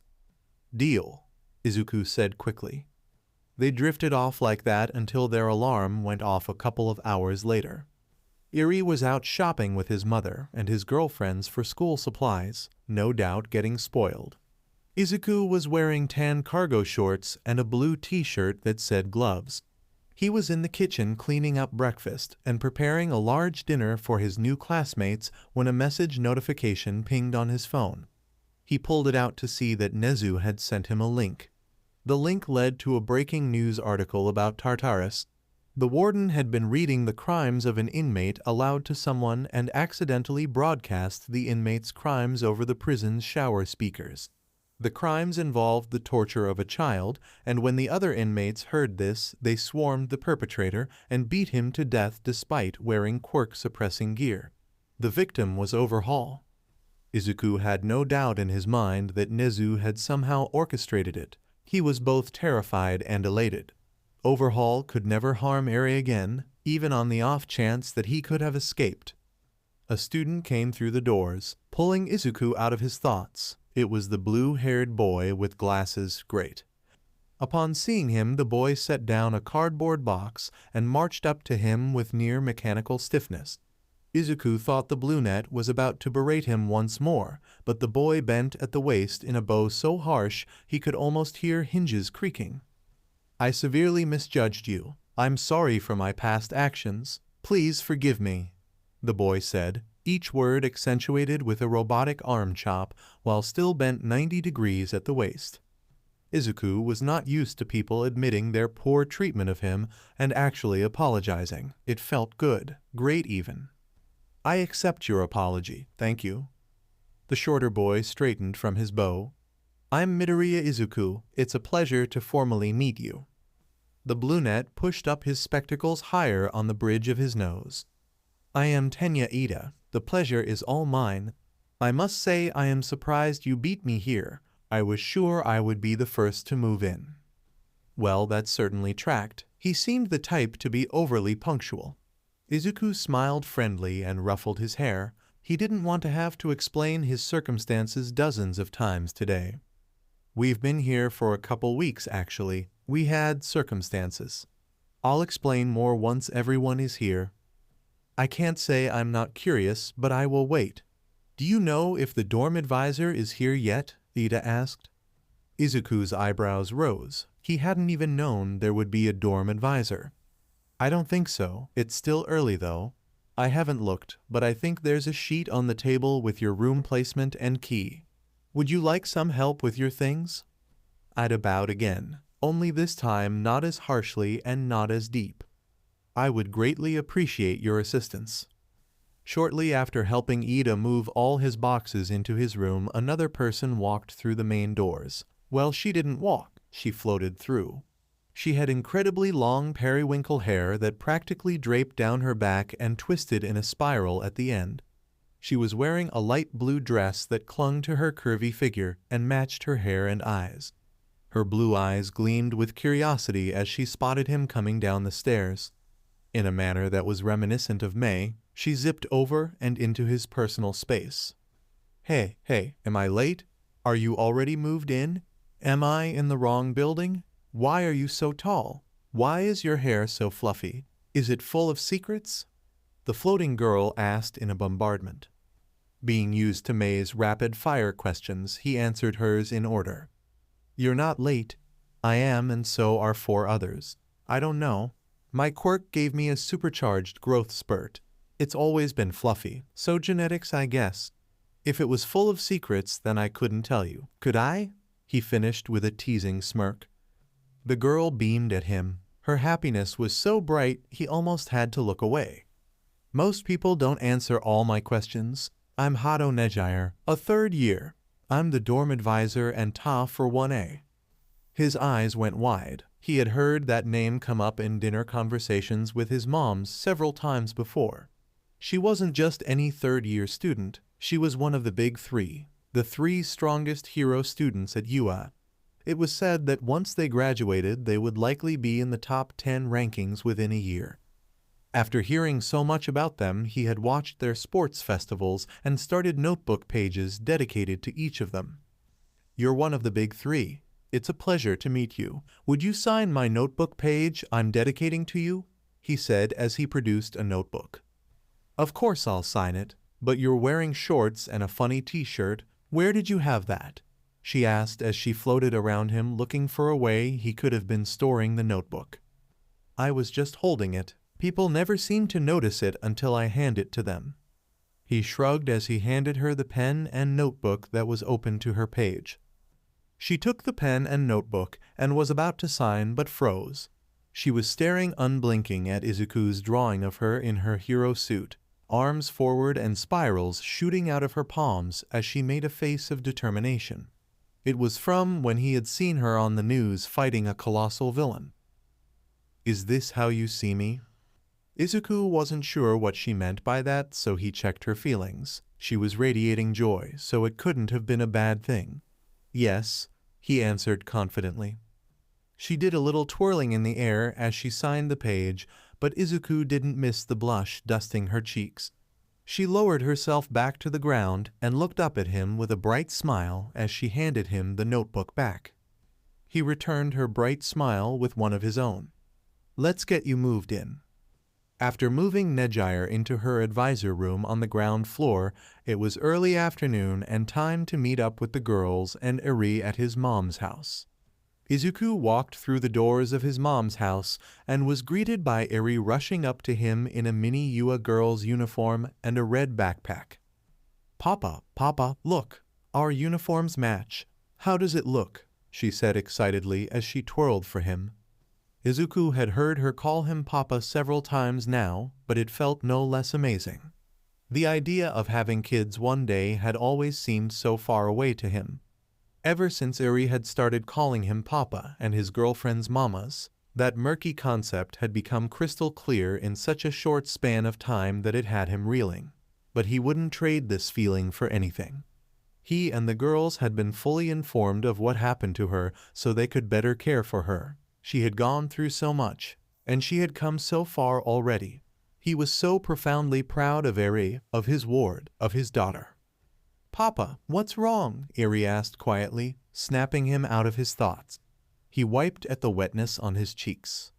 He knelt, bringing himself down to her level. "Nothing's wrong, Eri. These are happy tears. Your uniform looks great."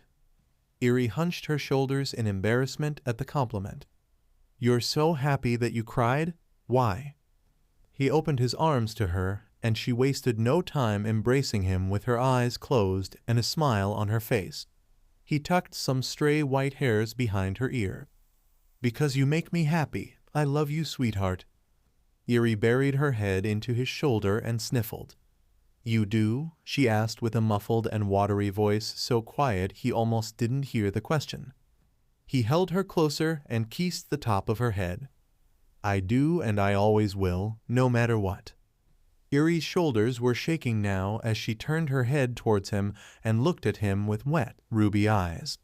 "I love you too, Papa."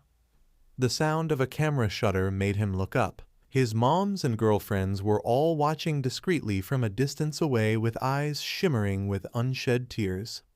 He stood with Eri cradled close and walked over to join his family.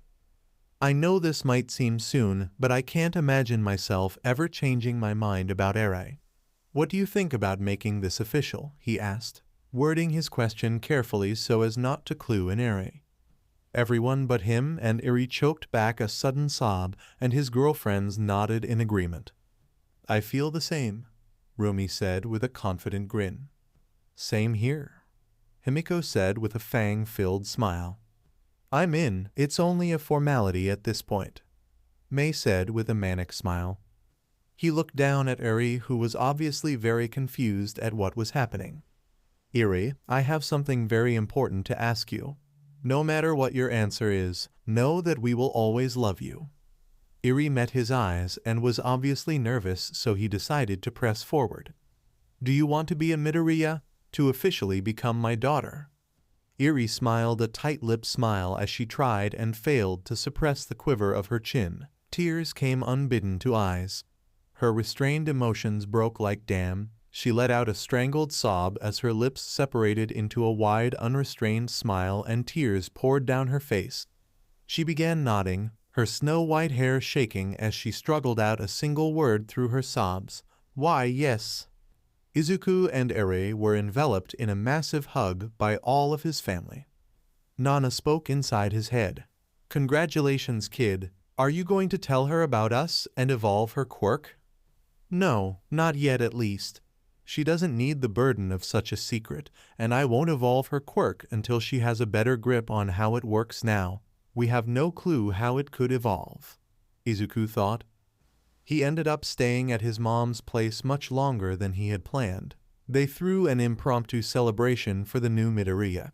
Inko had adoption papers already drawn up and was only missing his signature. It was almost dinner time. He needed to get back to make the dinner he had prepared for his new classmates, so they headed back home. Eri was still in her school uniform and being carried by Himiko. Her head was resting against her shoulder with her arms tucked against her chest.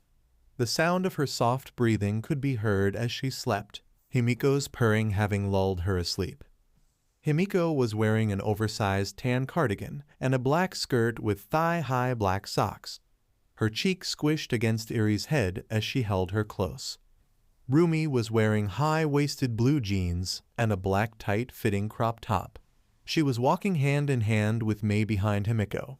Mei was wearing blue jean overalls with a baggy yellow sweater under the overall straps. Izuku was in front and carrying the ludicrous amount of school supplies his girlfriends and moms had gotten for Eri. He knew they were excited when they heard Eri calling him Papa, and he knew that it would mean them spoiling her as much as possible, but this seemed excessive. With hands full, he still managed to open the doors to the dorms for his little family. They walked past into the building and soon heard an excited gasp. "She's adorable," a feminine voice whisper shouted, followed by the sound of Rumi harshly shushing the person. He entered and saw Himiko whisking a still sleeping Eri upstairs to put her in her bed for a nap. There were people milling about the common area, Nejire, Ochako, Tsu and Ida included. He saw some floating clothes and flipped on his infrared vision to see Toru smiling at him, her eyes and hair shimmering like a kaleidoscope. She was wearing a pink long-sleeved shirt and a long gray skirt that went down to her ankles. Looking at her now, he realized she must have been around 50. He returned her smile before deactivating the vision. A pink-skinned girl with small yellow horns and black sclere with golden irises was eyeing Rumi, and Mei's joined hands with a grin before her eyes locked onto him and her grin turned mischievous. She was about 5'3", and was wearing a white turtleneck tank top that showed off her toned stomach and cut-off jean shorts that were short enough to see the pockets. "You must be the Midoriya guy that was smooth-talking my girlfriend," the pink-skinned girl said as she threw a possessive arm around Toru. "Not very manly," said a red-haired boy with sharp teeth. "Are all the girls already dating?" exclaimed a black-haired boy with cylindrical elbows and a yellow-haired boy with a black lightning bolt running through his hair in unison. Izuku went red and was about to start floundering apologies before Toru elbowed the girl in the ribs. "I told you not to tease him, Mina," Toru harumphed. Mina began laughing hysterically before she pulled Toru closer and kissed what seemed to be her head. "Sorry, but did you see his face?" Mina turned her attention back to him and pouted, her cheeks puffing up. "Though I am a bit jealous that you can see my girlfriend when I can't, but I don't need to see her to know she's beautiful," she finished with a warm smile. "I can see her too," Mei exclaimed. "Same, ribbit," Tsu calmly stated. Well, it wasn't too surprising that Tsu could also see Toru, since some frogs can see in infrared. Toru fidgeted. "I'm not used to being seen by so many people." Mina threw up her hands in exasperation. "No fair." "What's not fair?" Himiko asked as she descended the last steps. "That Mei, Izuku, and Tsu can see the ethereal girl," Rumi teased. her nose scrunching cutely as it always seemed to do when she was teasing. Izuku didn't need his thermal vision or empathy to know that Toru was embarrassed and most likely blushing up a storm. Deciding to help her and himself out, he tried to change the subject. Why don't we all introduce ourselves? Wait, I believe we are missing 2 students, Ida said, arm chopping the air. Nejire pouted. They're in their rooms. They said that they don't want to come down. Izuku raised an eyebrow. Why would anyone not want to get to know their classmates they would have for the next 3 years? I guess we'll have to meet them later. Nejire regained her bubbly attitude quickly and floated through the air. I'll go first. I'm Hado Nejire and I'm a 3rd year, Class 1A's dorm advisor, and I like lilies and jasmine tea. I can use my quirk wave motion to fly or shoot spiral beams of energy, but it eats at my stamina. Mina clapped her hands together excitedly. Be sure to include your name, quirk, and a hobby or something you like. I'm Ashido Mina, but just call me Mina. My quirk is called acid. It lets me secrete a powerful acid from my skin. It can even melt steel. My hobby is dancing. When Mina had mentioned quirks, Izuku pulled out a notebook and began writing furiously. I'm going to make you a baby, May exclaimed as she too began writing in a notebook but was labeled babies. Before anyone could get the wrong idea, Rumi said, she means support gear. There was a chorus of O's. A boy standing next to Mina with spiky red hair and sharp teeth made a fist and pounded his chest. My name is Kirishima Ijiro. I like manly things. My quirk is called hardening. It's not very flashy, but it hardens my skin so I can take a hit better than anyone, he said with flourish as he flexed his arm. Toru waved her arms around. I'm Hagakure Toru. My quirk is, as you can't see, invisibility. It just makes me invisible, and I can't turn it off. My hobby is shopping for cute things. I wonder if it's a light refraction emitter field. That could be used to create flashes of light in theory.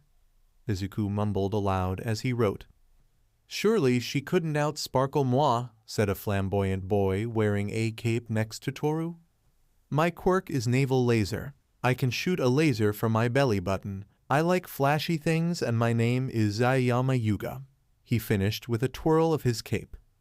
A very tall girl with long raven hair in a spiky ponytail stood up from where she sat next to a petite punk girl with a violet bob hairstyle and asymmetrical bangs.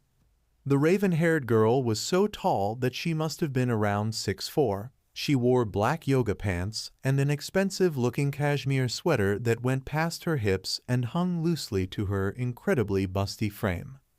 She bowed politely. I am Yaoyorozu Momo, but you can call me Momo since Yaoyorozu is a bit of a mouthful. I'm double majoring in support and heroics.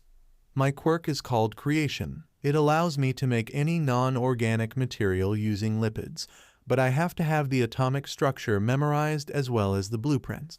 I like making tea and reading. May was positively vibrating with excitement. She rushed forward in a flash. Can you make theoretical material? Momo surprisingly didn't lean back in surprise at the girl's sudden proximity. She just smiled serenely down at the pinkette. I suppose if I knew the atomic makeup of the material, then in theory, yes. Izuku could practically see May swoon. We're going to make so many babies, she said before returning back to Rumi as Momo sat back down. The punk girl with long jack-like earlobes was very petite, about 4'10", and with a very modest bust. She was obviously athletic, as was showcased by her toned, flat stomach and wiry muscle on her arms. She was wearing faded black skinny jeans with fishnet stockings peeking above the waistline and through the several holes in her jeans. She had a short, loose white t-shirt that said Deep Dope on it, a black choker, black nails, leather bracelets, and had a red flannel tied around her waist.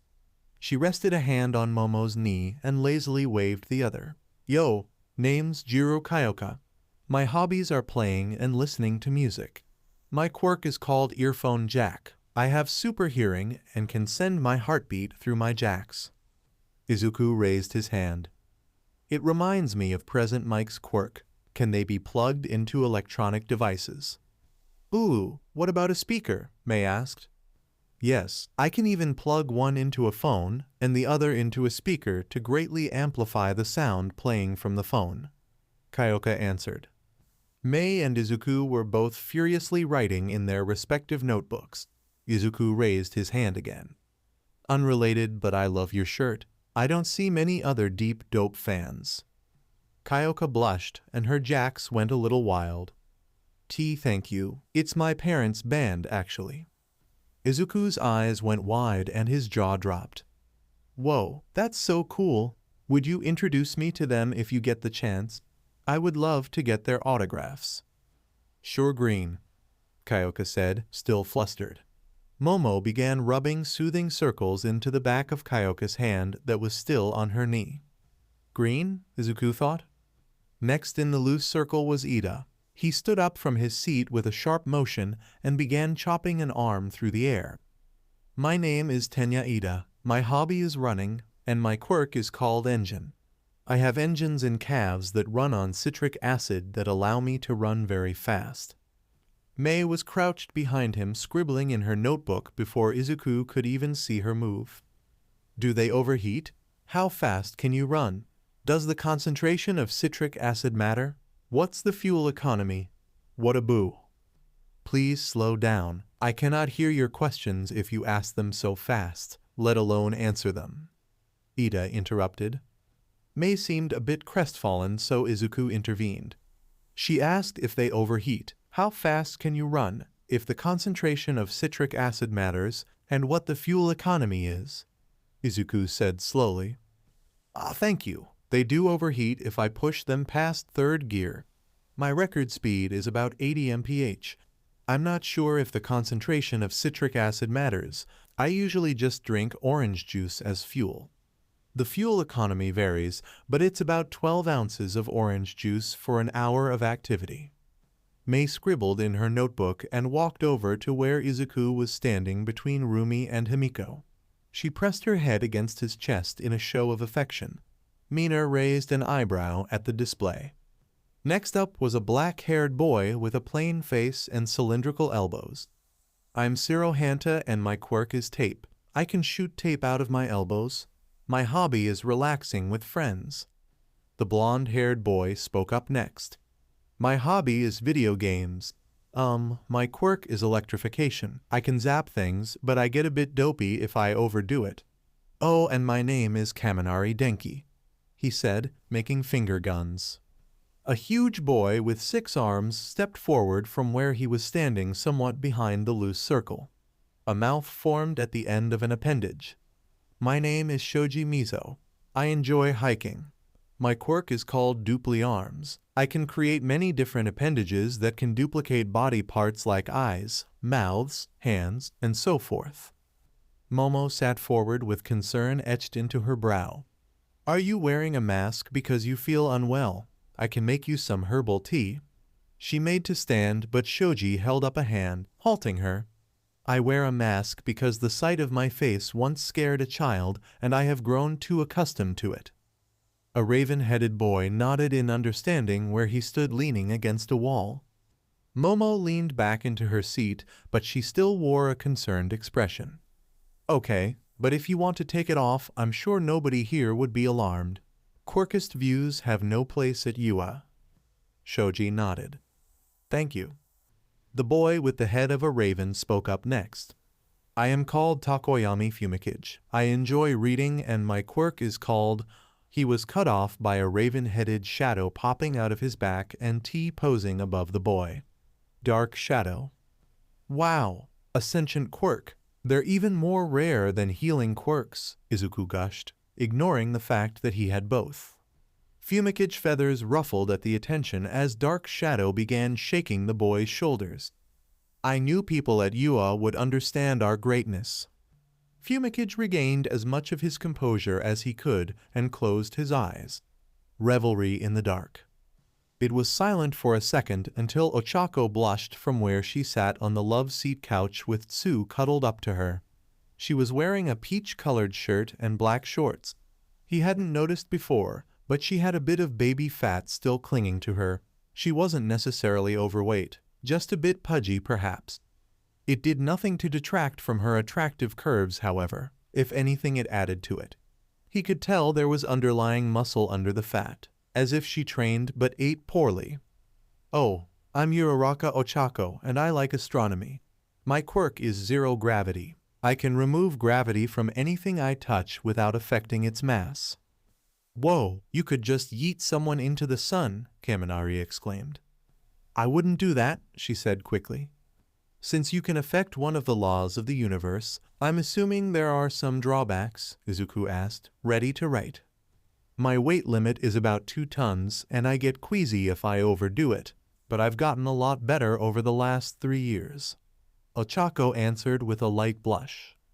Tsu raised a large hand that didn't fit her small frame.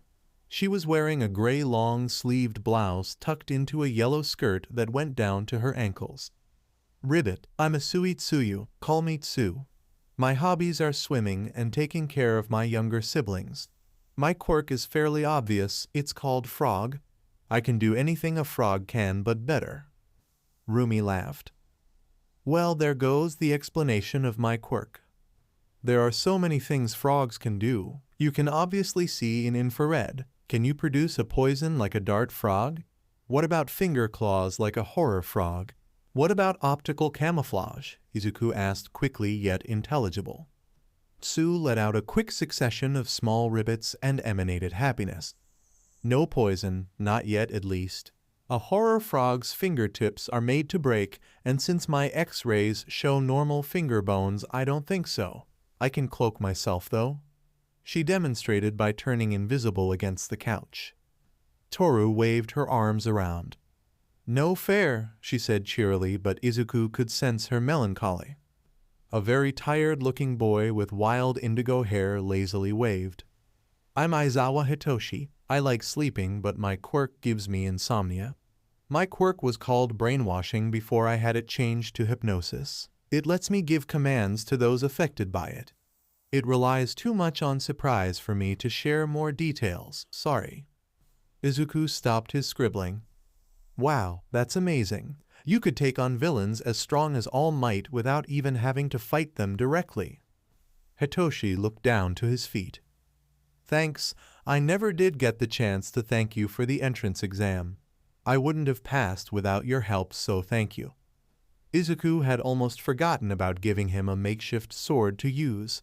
He ruffled his hair bashfully and smiled. "Think nothing of it." Rumi made a fist and poked her chest with her thumb proudly as she grinned audaciously. "I'm Oguro Rumi. I like training, and I'm sure you can figure out my quirk." Mei slapped her notebook closed and adjusted her goggles. "I'm Hatsum Mei, future CEO of Hatsum Industries. I'm also a double major. My quirk is called Zoom, but it also lets me see in infrared or thermal, through walls, and in night vision." Himiko sidled closer to Izuku and crossed her arms as she narrowed her eyes. "I'm Kan Himiko. Call me Himiko. I like pomegranates. My quirk used to be called Transform, but I had it changed like Sleepy. It's called Copycat now. It's a dual quirk. One part gives me a mild cat mutation, and the other lets me take on the forms of others and use their quirks if I drink their BLD. Before anyone asks, my quirk kills any BLD-borne diseases." There was a wide range of reactions. Some seemed put off, while others were impressed. Nejire was hopeful for some reason when she mentioned the cat mutation. Ida pushed up his glasses. "I'll be honest, I'm not sure how to feel about you needing to drink BLD." Tsu raised a finger to her chin and tilted her head slightly. "Isn't it the same as you needing to drink orange juice?" Ida stiffened and bowed to 90 degrees at Himiko.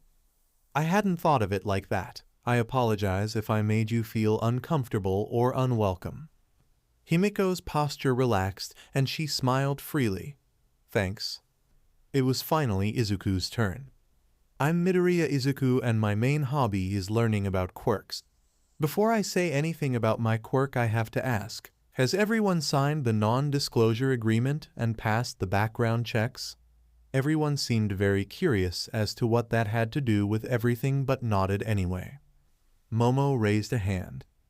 My family's lawyers said that the non-disclosure agreement was ironclad and that the background check was incredibly thorough. Do you know why? Izuku smiled nervously. Well, my mother is Nezu's lawyer and she wrote them up. It's partly to protect the identities of the staff that wish for their real names to remain private. It's also because of the nature of my quirk. My quirk is like a dual quirk, but it has 8 sides instead of 2. After a chorus of gasps and exclamations, Izuku continued. I have a strength enhancer, prehensile energy tendrils. I can emit black smoke, and its adaptation lets me see in infrared. I can fly. I can sense incoming danger. I can heal myself and others and also boost their stamina. I can sense other people's emotions and even influence them, but not subtly. And I can forcibly evolve quirks. Chaos erupted. Everyone was saying something at the same time, resulting in an unintelligible garble that echoed through the large room. Izuku's smartwatch began vibrating. Even though he couldn't hear anything over the clamor, he knew it was playing the tune that signified that Eri needed him. He and his girlfriend spun around to race upstairs, but stopped when they saw Eri on the steps clutching a stuffed unicorn with a fear-stricken face. She must have been on the way down from her nap when she heard yelling. His eyes glowed as he reached out with empathy. With a mental wave of his hand, he forced everyone behind him to calm. The clamor quieted until you could hear a pin drop. Eri jumped from the middle of the flight of stairs into Izuku's open arms. Papa, Mamas, she cried out. The shouting began again, but quieted immediately when Izuku turned and glared at them with glowing eyes as he floated off the ground with Eri hiding her face against his chest. Now that everyone had quieted again, he lowered himself down and rubbed calming circles into Eri's back.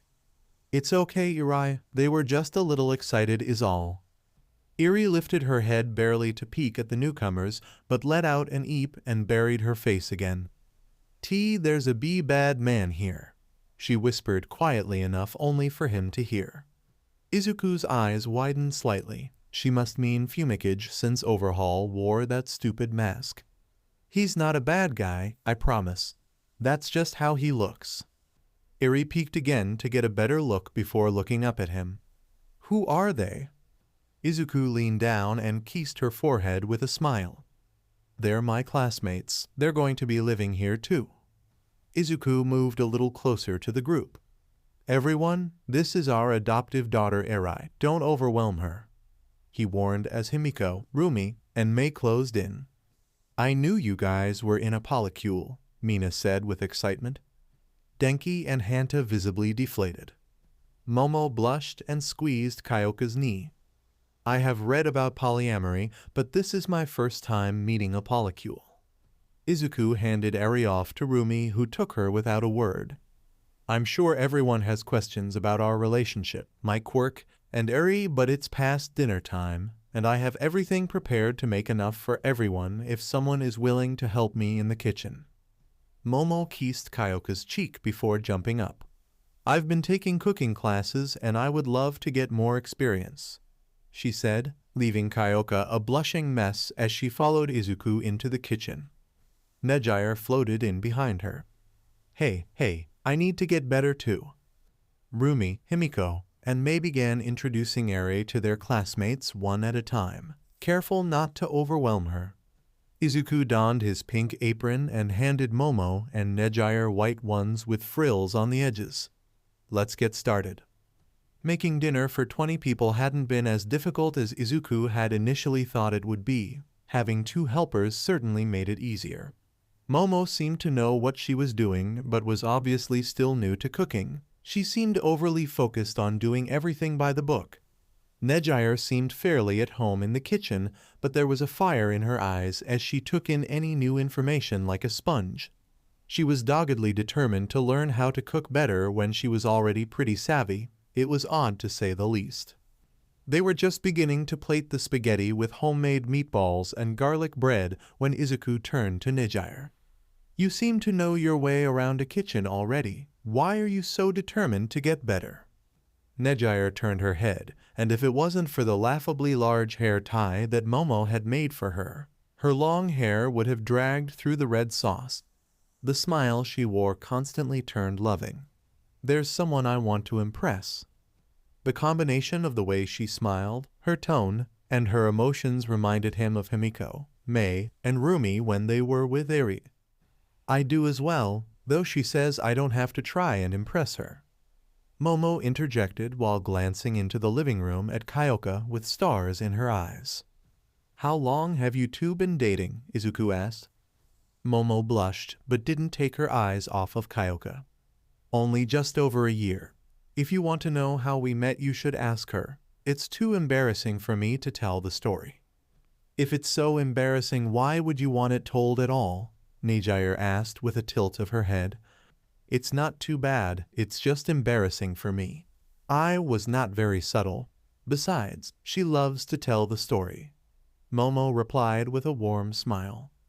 "Well, all right, I'll at least not ask in front of everyone then," Izuku said. Momo let out a small giggle. "I appreciate that." Everyone helped set the table and sat down to eat. Mei was sitting Eri in her chair, placing a bib on her, and wrapping her hair up into a bandana. White hair and tomato sauce did not go well together. Ochako gestured to Eri while addressing Himiko. "I can see why you were too busy to hang out the last few weeks. Suddenly becoming a new mom must be difficult." Himiko smiled at her understanding. "It certainly takes adjustment, but it's worth it. Sorry I didn't tell you sooner." Ochako waved off Himiko's apology as Tsu tilted her head and put a finger to her chin. "Ribbit, tomorrow is only a half day. If you can find a sitter, we could go on a double date. Is it still a double date if one group is a polycule?" "I'll ask my moms. Mr. Takikan might be too busy tomorrow," Izuku said. Himiko laughed. "Yeah, Dad gets super stressed at the beginning of the year. Besides, I think he's still PSS that I'm not in his class." Nijire bounced in her seat. Ooh, I knew it. You're Vlad King's daughter. He always talks about you." Himiko flushed in embarrassment and nodded. "Whoa, you could say that heroism is in your BLD," Kaminari said while elbowing Kirishima in the ribs. "Get it? Get it?" After a small round of laughs, Ida spoke. "I too come from a line of heroes. Have you heard of Ingenium? He is my brother." To Izuku's senses, he could tell just how proud the boy was of his brother. "Wow, I knew your engines seemed familiar." The indigo-haired boy spoke up next with a tired voice. "I guess this is as good a time as any. My dads are Eraserhead and Present Mike." "I love Present Mike's radio show," Mei exclaimed. In the seat next to Hitoshi, Izuku lit up. "Eraserhead is one of my favorites. Since my quirk came in late, I always admired that he fights essentially quirkless." Hitoshi smiled weakly. "Yeah, he's been training me for a while now." Izuku smiled brightly. "That's so cool. Hey, I might be overstepping, but I know you said you have trouble sleeping. Do you want an energy boost?" "Yes," the tired boy replied without a second's hesitation. Izuku put a glowing hand on Hitoshi's shoulder. After a few seconds of contact, the bags under his eyes lightened, and he visibly perked up. "We're best friends now. My dad is going to love you," Hitoshi stated matter-of-factly. "How late did your quirk come in, Midoriya?" Momo asked curiously. "About 3 years ago," Izuku answered carefully. After a chorus of surprise, Ochako donned a dark look. "You had bullies, didn't you? I hate bullies." Tsu put a large calming hand on Ochako's thigh, the normally bubbly girl immediately calming down. "I did," Izuku said, choosing not to elaborate. Mina puffed up her cheeks comically. "Ugh, I can't stand bullies. I've had my share of my own too." "Same, Ribbit," Tsu agreed. Several more admitted to also having had bullies in the past. Izuku was relieved to have so many understanding classmates. Everyone continued to eat in relative silence, but he could tell most of them were holding back questions. Deciding to not beat around the bush and risk people potentially cozying up to him for a quirk evolution, he brought up the elephant in the room. Izuku coughed to get everyone's attention. All of you passed your background checks, and I know we might not know each other well yet, but we're going to be together for the next 3 years. What I'm trying to say is I'm willing to evolve anyone's quirk that wants it." Everyone was silent as they looked at each other to see who would say something first. The PRGNNT silence continued for several long seconds before Ida spoke. "We will likely be competing against each other in class as well as the sports festivals when it comes. Would you freely give such an advantage to potential opponents?" Well, to be honest, I hadn't thought of it like that, but my answer is still yes. Evolving quirks doesn't cost me anything, and when we inevitably compete against each other, it wouldn't sit right with me knowing that you're not at your strongest. Besides, we're future colleagues, and I want to see each and every one of you succeed," Izuku said, finishing with a radiant smile. Izuku was nearly overwhelmed from the deluge of positive emotions coming from everyone. There was so much that it had a taste. There was sweet, tart, and tangy. It was like sampling every candy in a sweets shop at once. "So manly," Kirishima said, wiping a single tear from his eye. Momo leaned forward, her fingers steepled. "To be honest, I was planning on turning down your offer. I wanted to prove that I belong here on my own merits, but if you put it like that, I would not only be handicapping myself for nothing more than pride, I would also be insulting each of you by not facing you at my strongest. I will accept your gracious offer." She finished with a polite bow of her head.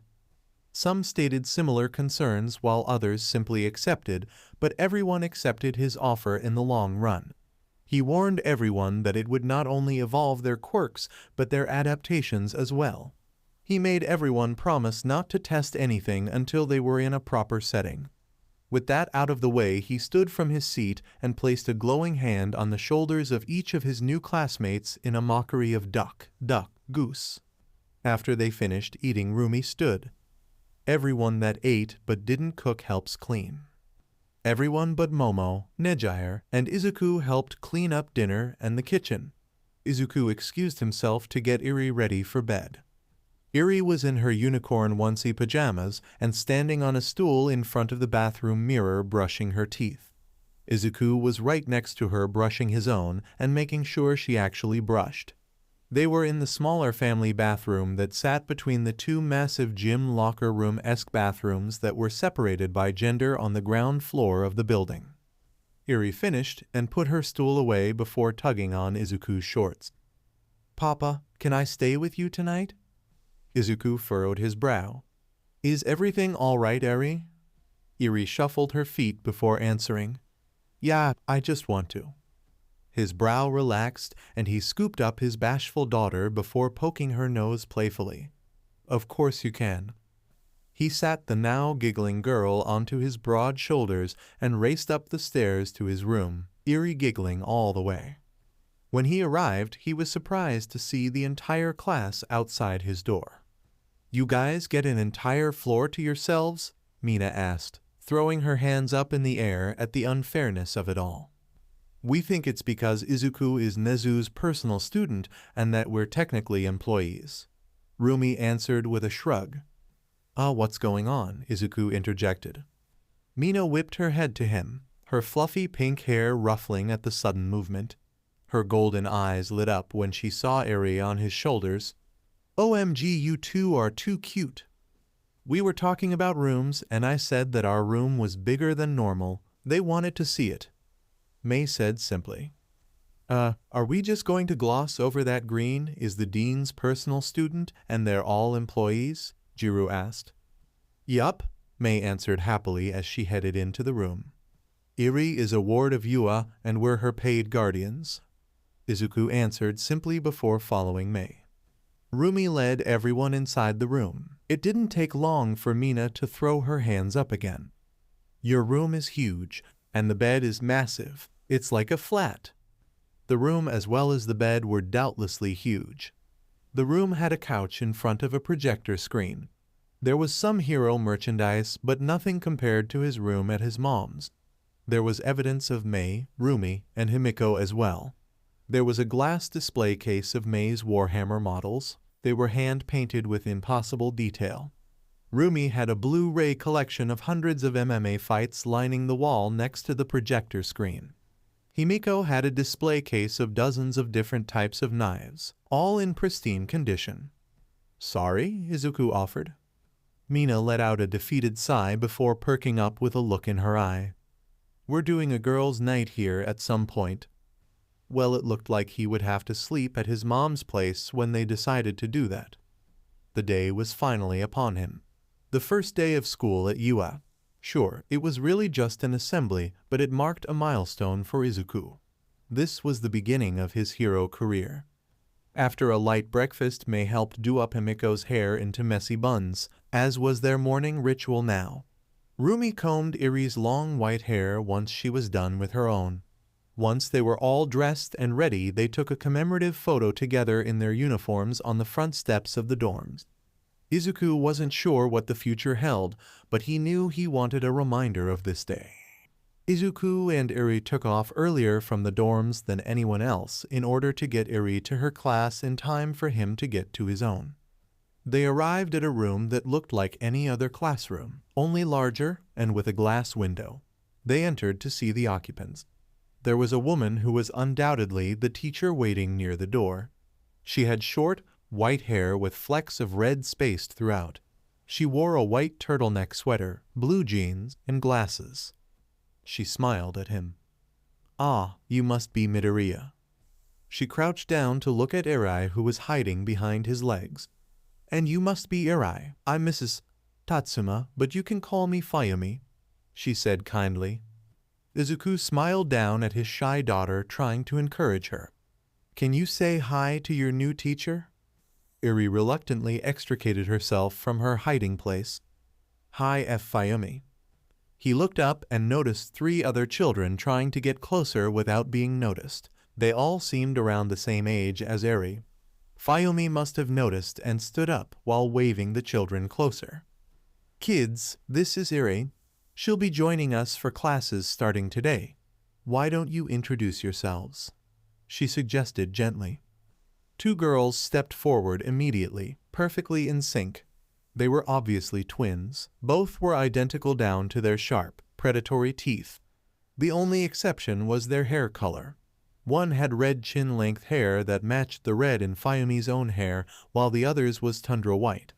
What was particularly striking was their eyes. They both had mismatched heterochromia. The redhead had one piercing blue eye on her left and a vibrant red on her right. The white-haired girl had similar eyes, but they were flipped. The red-haired twin spoke first. "I'm Tatsuma Mika, and—" "I'm Tatsuma Rin," the white-haired twin interjected. "They're my daughters, if you couldn't tell," Fayumi offered with a smile. She waved the last child forward. A girl, smaller and younger than the others, peeked around the twins. He would eat his notebooks if she didn't have a snow leopard mutation quirk. She had a wild mane of white hair with 2 white fur-covered ears poking out. They were more rounded than most cat ears. Her eyes were slitted and a dull, nearly gray blue. She had white fur with black leopard spots going all the way up to her elbows and knees. Her hands and bare feet were humanoid but decidedly paw-like. She had black pads on the tips of her fingers and palms. She also had a thick, fluffy tail that looked to be as long as she was tall. It was wrapped tight around her midsection, making it look like an oversized belt. The little snow leopard girl sniffed at the air before taking a few more tentative steps closer to Iri. She smiled, revealing teeth similar to Himiko's, but all her teeth were sharp instead of just the canines. "I'm Yuki, you smell nice." Izuku gave Iri a gentle nudge forward. He watched as she was led away by the kids to be shown around the room full of toys. He really hoped this would work out. To his understanding, Iri had never even interacted with children her own age before. Fayumi seemed to catch on to his worry. "Don't worry, she'll do great here. My kids know the ropes. They'll make her feel welcome." He rubbed the back of his head. "Thanks, I'm just nervous, I guess." She smiled in understanding. "That's to be expected, but you should get going. Don't want to be late after all." Deciding she was right, he called Eri over and gave her a hug and goodbye with a promise that he was only a button press away. A few hallways later, he was standing outside of a massive, floor-to-ceiling door labeled 1A in huge lettering. He could already hear an argument through the doors. "Put your feet down this instant. You are being disrespectful to this august institution." A voice he recognized as Ida's said indignantly. "TCH, leave me alone, glasses." Izuku froze for a half-step. He had hoped to never hear that voice again despite how likely it was that he would have passed the practical. After gathering himself, he strode into the classroom. He ignored the feeling of red eyes burning into the back of his head as he checked the board for his seat number. He was in seat 18, directly behind Bakugo Great. He made his way to his seat and noticed that his girlfriends weren't here yet. He also noticed the other missing student from last night, a boy with a horrible burn scar on one side of his face and hair that was red on one side and white on the other. At first glance, he seemed incredibly apathetic, not a single emotion showing on his scarred, yet handsome face, but Izuku knew better. With empathy, he could tell there was a simmering rage festering within the boy. The instant he sat down, the head of spiky blonde hair in front of him spun around to look him dead in the eye. "How the hell are you here, Deku?" Bakugo seethed. Izuku's eyes hardened. "That's not my name," he said coldly. Bakugo's eyes widened slightly. Izuku had never talked back so brazenly before. Thanks to empathy, he knew that Bakugo was confused and frustrated, but not actually angry, surprisingly. "This must be Baku," Rumi stated matter-of-factly as she led his girlfriends into the room. She quickly moved to stand next to Bakugo's seated position. She was positively looming over him without a trace of her near ever-present grin. "What the FCK did you call me?" Bakugo began to ask angrily as he tried to stand only for Rumi grab his shoulder and press him back into his seat. Rumi tutted and wagged her finger. "Behave or I'll let Himiko do the talking," she threatened while gesturing with her head to the side. Himiko was standing to her side nearly in front of the desk with her claws fully extended and her eyes were narrowed to slits. She wasn't moving a muscle, not so much as a twitch or blink. She stood there in predatory stillness, watching, waiting for her prey to make a fatal mistake. On the other side of the classroom, Tsu had gone just as still, frozen in place. The presence of a predator having made itself known triggering her prey instincts. Izuku was about to intervene, to tell them that he could fight his own battles, but Mei's gentle hand on his shoulder and her small shake of her head stopped him. They had apparently planned for this. Rumi, hand still gripping Bakugo's shoulder, leaned down until she was able to whisper in the blonde's ear. "Leave him alone. This is your only warning." The bell rang and Bakugo growled. But before he could retort, one of Rumi's ears swiveled to the classroom door, and she stood before abruptly walking away to take her seat, Himiko and Mei following suit. "Decent awareness, Oguro. The rest of you have work to do," a tired voice said from a yellow sleeping bag on the floor. Nijire floated in through the doors. Her golden spirals that let her fly were now periwinkle in color and not as tightly coiled. "Wow, Aizawa-sensei never gives compliments." Behind Izuku, Hitoshi snorted as the sleeping bag groaned. Out of the sleeping bag a rough-looking man emerged. He looked disheveled, sleep-deprived, and had messy black hair. Many pairs of eyes snapped to Hitoshi after seeing the similarities. The purple-haired boy shrugged. "What? I'm actually adopted." Ida pushed his glasses up high on his nose. "Is this not nepotism?" Nijire laughed. Hard. She was floating in the air on her back, clutching at her stomach as she continued to laugh. If she wasn't wearing spandex shorts under her skirt like Rumi, she would have flashed the entire class. After gathering herself, she explained what was so funny. "If anything, Hitoshi is in for a rougher time than the rest of you." Aizawa pulled out a duffel bag from under the teacher's podium and placed it on top, revealing it to be full of gym uniforms. "Put these on and meet me on the PE grounds." he said before walking out of the classroom. Medjire lazily drifted through the air after Aizawa. You better hurry, she warned. Everyone scrambled, none faster than Hitoshi. The moment the girls were in the changing room, Ochako approached Himiko. Why did Izuku get mad because that blonde boy called him Deku? Isn't it like Dekaru? Like you can do it? Ochako asked innocently. Deku means useless.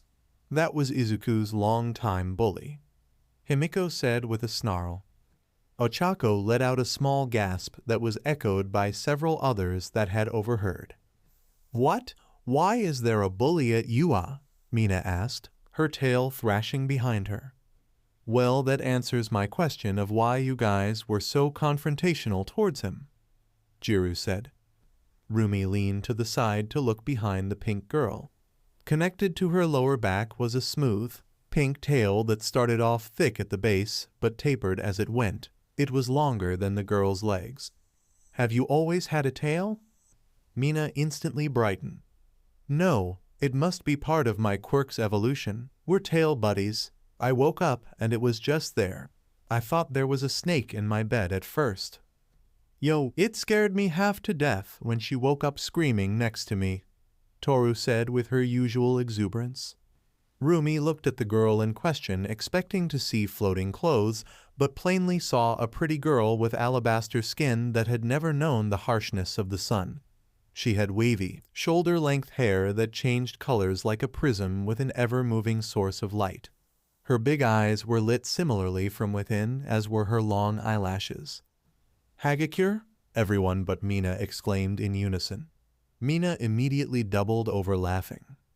Toru flipped her colorful hair. That's me, she said playfully. Isn't she beautiful? Mina asked after she had recovered from her laughing fit. Well, I can certainly see what Izu meant by ethereal, Himiko said in agreement. Everyone mumbled their agreement, causing Toru's facade of confidence to crack and her to blush before turning invisible again. Being seen is going to take some getting used to, Toru said bashfully. We should probably hurry up, Momo suggested. The boys' locker room had been a bit tense, but Izuku was now standing with the rest of the boys on the PE grounds waiting for the girls. They were taking longer than he thought they would. Ida turned to him and chopped at the air with his arm, the exhaust pipe protruding from his elbow adding to the effect. What was that about in class? He tried to whisper. Izuku let out a sigh before answering. Bakugu was my old bully. Ida gasped incredibly loud, gaining everyone's attention. That rude blonde was your bully, and he's at Ua? He all but screamed. Every one of the boys glared daggers at the blonde in question, even the scarred boys, surprisingly. What do you want? Bakugu roared in defiance. Unmanly, Kirishima said, shaking his head. That's not very plus ultra, Kaminari said. Aizawa was raising an eyebrow at the whole exchange and listening carefully. Izuku scratched the back of his head. Guys, just leave it alone. Wait a minute. Ida, are those exhausts on your elbows new? Ida looked down at his elbows, then to Izuku and smiled. They are. I assume it is my quirk's evolution. They're exactly like the ones my brother has. I can't thank you enough. Izuku whipped out a notebook and began scribbling. That's so cool. That will probably add a lot of maneuverability and verticality to your mobility. The girls approached from the locker rooms while Izuku was mid-mutter storm, Mina scooching close. What's cool, Midori? She asked casually, her tail tapping on her chin in an inquisitive manner. You have a tail now. It's so cool, Izuku yelled. She immediately dropped the casual act and began bouncing in place.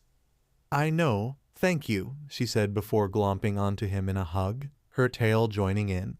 They both bounced in excitement together before realizing their position and pulling away, Izuku resembling a strawberry and Mina blushing violet. Just hugging my girlfriend right in front of me, huh? Toru asked. Izuku turned to see Toru with her hands on her hips and tapping her foot like Rumi did when she was upset or impatient. Wait, he could see her. I can see you without thermal vision, he exclaimed yet again. Toru smiled and did a little twirl, giving him a hug as well. I've wanted to see myself for so long, and now I finally can. Thank you so much, and look at this. She stepped back and turned back invisible, but this time her clothes were also invisible. You can extend the field of light refraction, Izuku said excitedly as he began scribbling in a notebook. All right, what the hell is going on? The tired voice of their teacher droned. He evolved everyone's quirk, Dad, Hitoshi said simply. Problem child, Aizawa said as he ran a hand over his face. Well, not the blonde bully or the red and white-haired boy, Ribbit, Tsu supplied, a finger on her chin. Aizawa unceremoniously threw a baseball to Izuku, which he caught easily. Enough chit-chat. You broke All Might's record on the entrance exams, so you're up first. What was your throwing distance in high school? You broke All Might's record? Kamimari asked, dumbfounded. What? How? Bakugo screeched, his palms popping with miniature explosions. Enough, Aizawa snapped before continuing. Answer the question, Midoriya. About 75 meters, sir, Izuku replied quickly, his back going ramrod straight. His mama and mom had not exaggerated when they told him that Eraserhead was a bit of a hard-ass. See how far you can throw it using your quirk. The only rule is stay within the circle. Anything else goes, Aizawa instructed. Rumi and Jiru, you should cover your ears, Izuku warned. Izuku took his place in the center of the chalk circle. He tossed the high-tech ball in his palm experimentally. Deciding that brawn was the best move here, Blackwhip snaked under his gym uniform to form a layer of extra muscle. His uniform was now straining at the seams. A single black tendril wrapped around the ball and extended from his palm as he took a pitch stance. Viridian lightning arced across his body as he powered up full cowl to 25%. He was about to snap forward, but he suddenly felt hollow, and the sound of the ball dropping to the dirt behind him could be heard. He turned around in confusion to see Aizawa staring at him with glowing red eyes, his hair floating. I canceled your quirk. I saw you at the entrance exam, and I've read your file. You've only had your quirk for 3 years. You were going to break yourself again, weren't you? You have power, but what good is it if you break yourself and become just another victim in need of being saved? Izuku's eyes hardened, and he glared for everything he was worth. I know my limits. The only reason I went past them that day was to save a life. Now, if you don't mind turning off your quirk, I would appreciate it. I don't take kindly to people arbitrarily using their quirk on me just to prove a point. He growled. Aizawa quickly glanced at Bakugo and back before turning off his quirk. I'm sorry, he said simply but sincerely. Izuku stood there dumbfounded and slack-jawed. He had never had a teacher apologize to him, and certainly not so easily. Ooh, thanks, he said dumbly before picking up the discarded ball and retaking his previous stance. He stomped 1 foot forward as he snapped into motion, the sudden movement shredding his already straining shirt and kicking up a dust cloud. The Blackwhip tendril released the ball. A deafening boom sounded, then another and another. Silence reigned for what felt like an eternity until Aizawa faced his phone forward, its display reading 4,705 meters. Everyone either cheered or wolf whistled with the exception of a few. Bakugo stomped forward as he roared. Deku, you had a quirk this entire time. You owe me an explanation. I don't owe you SHT, and I told you before, that isn't my name, Izuku seethed. Bakugo, see me after class in my office, Aizawa said dangerously. Aizawa turned to the rest of the class. You'll be doing the fitness assessments you did in high school, but this time you'll be using your quirks so that I can get a baseline for each of you even if your quirk isn't applicable. What about orientation? Ooh, this is going to be fun. Maybe we can figure out how our quirks evolved. Aizawa's glare silenced any further questions.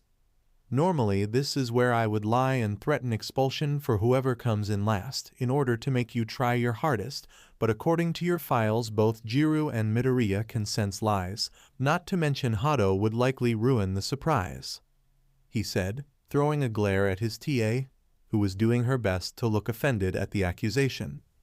"The truth is, I only have 3 short years to get you ready for the real world. The life of a hero is dangerous. Heroes die or are maimed all the time. I refuse to read your obituaries before you read my own. I understand that you want to have fun, but if I decide you aren't taking this seriously enough, I will not hesitate to move you to Gen Ed. Am I clear?" "Yes," everyone shouted at the same time. That speech had certainly sobered everyone up to the reality of being a hero. Aizawa tossed a new ball to Bakugo. "Let's see if your bite is as bad as your bark." After Bakugo yelled obscenities and blasted the ball, Izuku approached Aizawa. "Thank you for apologizing. It means a lot. I was in the wrong. It's only logical that I admit it. I know what happened at Aldera and what the nature of your relationship with Bakugo was. I refuse to be another teacher that's wronged you. Nimiri would murder me," he said with a shudder. "I know you two are friends, so I thought it was weird that I've never met you before," Izuku said.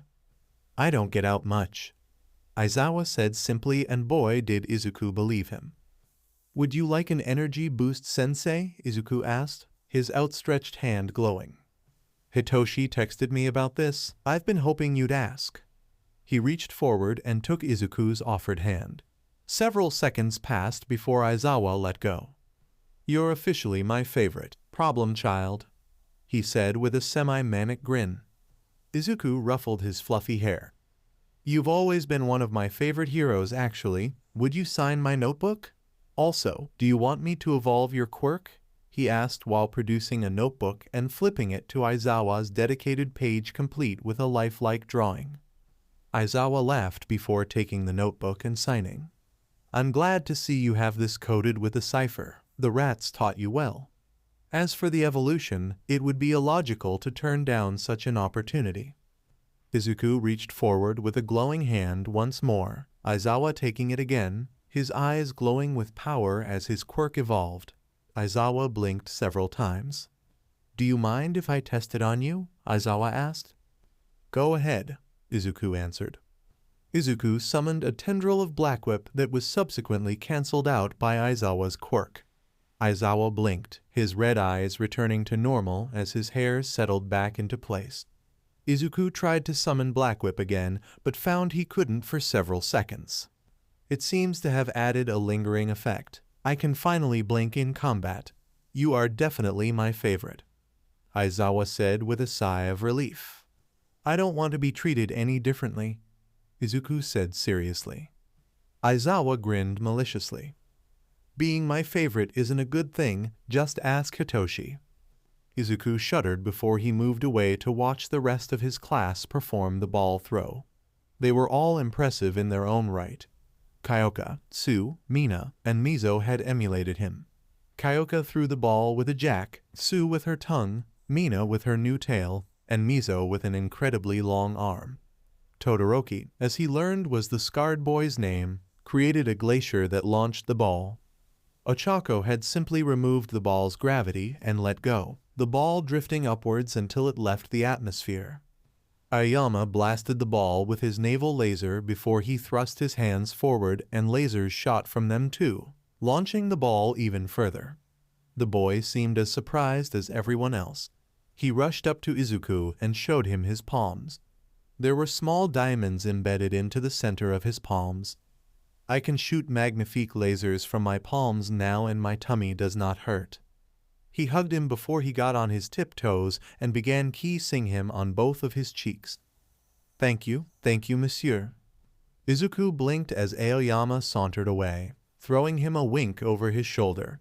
He looked at his girlfriends who only shrugged in response. Momo took her place in the circle and lifted her shirt as she activated her quirk. Out of curiosity, Izuku switched to infrared and could see intense heat emanating from in front of the girl until a massive, antique cannon plopped to the ground. What was really interesting was the pocket of super-cooled air in front of Momo. According to the emotions coming off of her, she was surprised and nearly taken aback. She quickly gathered herself and blasted the ball even further than he had. She wheeled the cannon out of the way as Izuku approached her. "You were surprised? Why?" he asked. Momo looked at him in surprise before understanding crossed her features. "Empath, right. Well, it was just too easy to remember, and it seemed to barely dent my fat reserves when something that large should have been draining. In fact, my memory seems impossibly sharp today. I can recall things with such ease that it feels like I'm reading the information at will. I can recall what breakfast tasted like as if the food was still in my mouth." Izuku hummed in thought. "I have a theory. I think your impressive memory might be your quirk's adaptation, and now that it evolved you essentially have a photographic memory. As for how easy it was to make such a large object, I was watching with thermal vision, and there was a pocket of super cold air in front of you after you made the cannon. I'm guessing that your quirk now pulls in nearby molecules, in this case oxygen, and breaks them down to supplement your creation process, effectively lowering the strain on your personal resources." Momo's eyes sparkled as she clapped excitedly before enveloping him in a crushing hug, her massive assets squished against his chest. "I have to tell Kyoka," she said before rushing off to her girlfriend and leaving him blushing as Himiko sidled up to him. Himiko leaned her head on his massive arm. "I'm kind of jealous. What did they feel like?" "Soft and warm," he answered quickly. She hummed wistfully. Mei and Rumi would often describe him and Himiko as touch-starved considering how much they both valued positive physical contact. They had never disagreed. They weren't liars after all. Next up was the 50-meter dash. Izuku was paired alongside Eda. The buzzer sounded and both students blasted forward, a boom resounding from the displacement of air. Izuku launched forward with a combination of black whip muscles, float, and full cowl. Eda rocketed forward in a blur, his legs and arms leaving trails in the air. Izuku won with a score of 1/8 seconds, Eda scoring 2:01 seconds. They both congratulated each other while the rest of their classmates looked on in shock. The only other notable matchup was between Tsu and Rumi. Rumi bounded forward, her feet only touching the ground twice. Tsu pounced forward frog-like at incredible speed. They both tied at 4:06 seconds. Izuku mused that Tsu's quirk evolution would likely present itself as mostly physical like Rumi's had. Next up was the long jump. Izuku just engaged float and cleared the sandbox. Rumi leaped across as easily as Tsu. Ochako simply floated across. Aoyama blasted his way across, much like Bakugo. Todoroki just created a bridge of ice and casually walked across. The last outdoor test was revealed to be the distance run. Izuku, for his part, casually floated through the air at the lead. Momo created a solar-powered scooter. Ida was jogging at a leisurely pace that didn't even break a sweat thanks to his new engines. Rumi was keeping up with pure endurance. Tsu hopped along for a time but eventually had to call it quits, her method fast but ill-suited to tests of endurance. Mina skated on acid as Todoroki did so on ice, both eventually giving in to the overuse of their quirks. Once only Izuku, Momo, Ida, and Rumi were left and looked to be able to continue for some time, Aizawa called it. Next up was seated toe touch inside the nearby gymnasium. Izuku with Black Whip, Mina with her tail, Tsu with her tongue, Mizo with his elongated arm, Fumikage with his dark shadow, Kyoka with her jacks, Momo with a pillar of iron, Todoroki with ice, and Ioma with his laser easily maxed out the test. Grip strength was next. Izuku easily maxed out the test with a combination of Black Whip muscles and full cowl, the machine reading 999 OKG before it broke. He decided he needed a name for the combination and quickly dubbed it Black Cowl.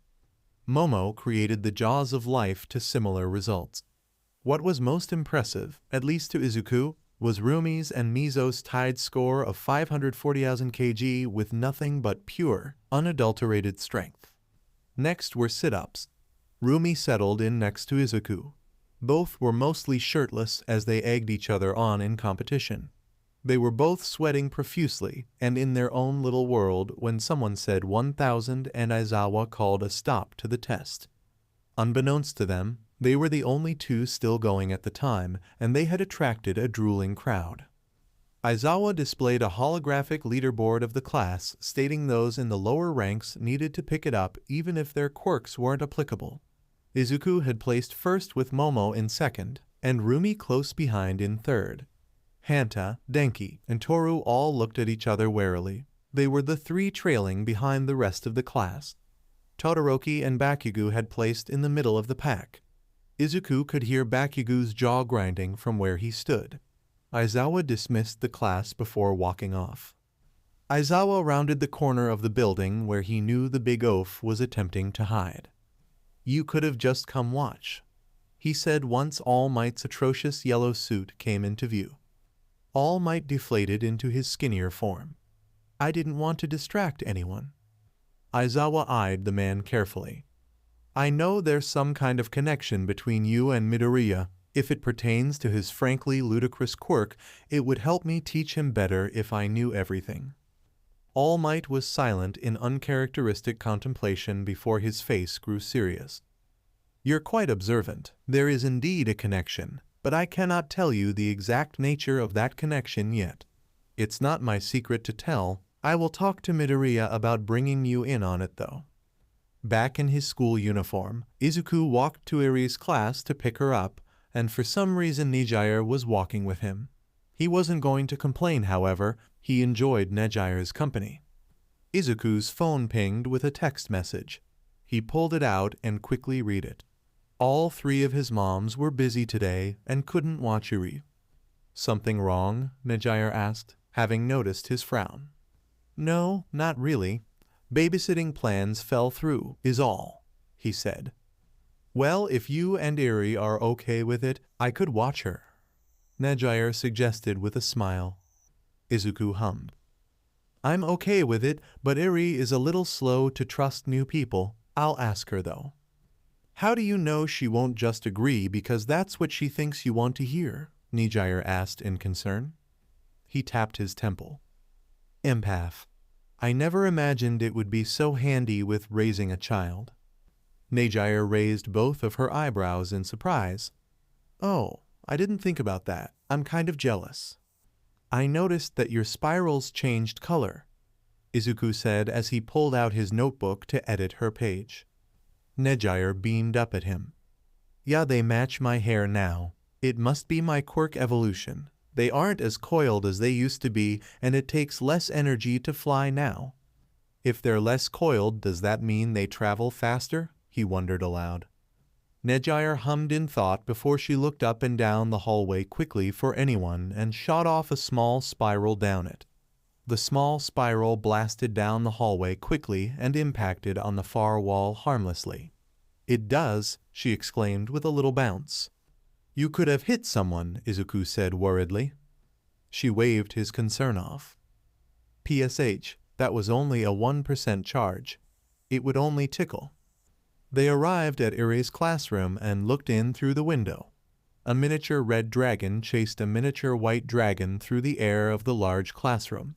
Below them, the little snow leopard girl, Yuki, was holding Iri's hand as they laughed and scampered after the dragons. Seeing Iri so carefree with children her own age changed something in him. At first his motivations for being a hero had been because he simply wanted to help people. He still wanted to help people, of course, but now his goals were a little more clear-cut.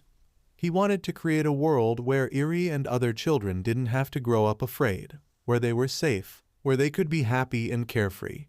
He wasn't entirely sure how to accomplish that yet, but it lit a fire in him nonetheless. Nejiire opened the classroom doors, catching the attention of the kids inside. Yuki's ears swiveled to her location. The little snow leopard girl let go of Iri's hand and got down on all fours before bounding at Nejiire while excitedly shouting, "Mommy!" The little girl slammed into Nejiire's chest, earning her an oof. She began rambling and purring like a truck. "I made a new friend, Mommy. Her name's Iri. She smells like you. She's really nice." She has white hair like me. Nejire just smiled with maternal affection as she ran a hand through the girl's mane and listened intently to Yuki's excited rambling. Did you have fun staying with your uncles, baby?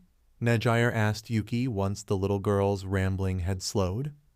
Yeah, Uncle Mirio and Uncle Tamaki took me to the park, Yuki said, her large tail whipping about in excitement. Eri caught up, slightly winded from playing so hard. She jumped into Izuku's open arms readily. Papa, I missed you, she said as she pressed her head against his chest and closed her eyes. He ran a hand through her hair. I missed you too. Did you have fun? He asked.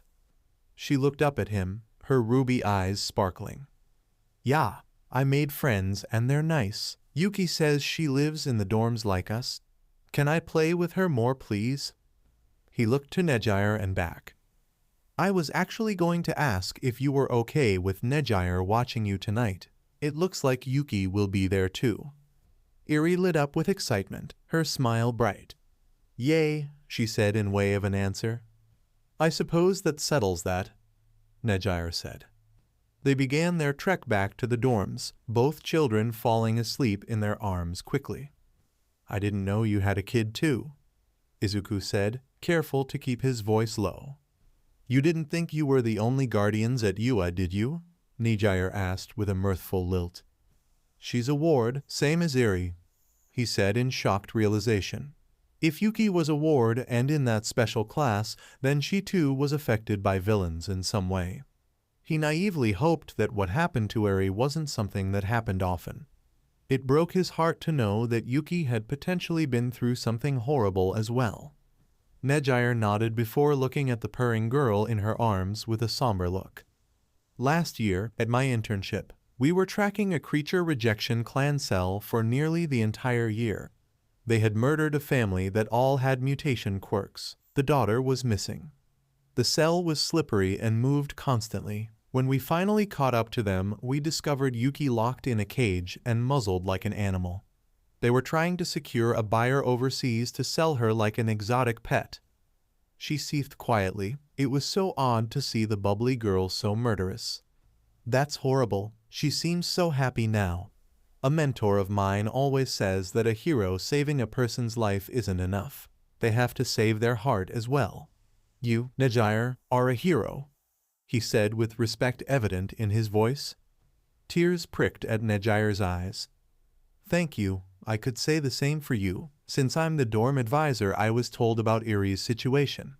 I wasn't sure if I was ready to become a mom, but I couldn't let someone else go through what I did in foster care. The decision to take her in is what broke up me and my girlfriend. You didn't want kids. I'm sorry to hear that. For what it's worth, I think you made the right decision. That child has a loving mother and a bright future thanks to you. If you don't mind me asking, what did you mean by what you said about your experiences in foster care? He asked carefully, trying to convey that she didn't have to tell him if it was too personal. It's okay, it's not much of a sob story. A side effect of my quirk makes it so I have really high energy, and when I was a kid it was really bad. I was too much for most families, so I never got adopted and bounced between different foster homes until I aged out. Yuki had already been through so much. I didn't want her to have to wonder if a house would turn into a home or if a guardian would turn into a parent. Nezu gave me the option of just becoming her guardian, but I refused and adopted her straight away, Nejire said, smiling warmly at her now drooling daughter. He smiled at the pair. That's incredibly admirable, Nejire. I can see why Yuki loves you so much. She turned her warm smile to him. And I can see why Eri loves you so much. Thank you for joining us on this incredible journey through What If Deku Had Ability to Forcibly Evolve Quirks. I hope you found it as intriguing and thought-provoking as we did. A big shout out to Fanficton for crafting such a compelling story. Don't forget to check out their profile on Archive of Our Own for more amazing works. The link is in the description below. If you liked this video, please give it a thumbs up, share it with your friends, And don't forget to subscribe to What If Deku 2 for more fascinating explorations into the world of fanfiction and fantasy. Your support helps us create more content like this, and we're always excited to hear your thoughts and suggestions in the comments section. See you guys in the next video.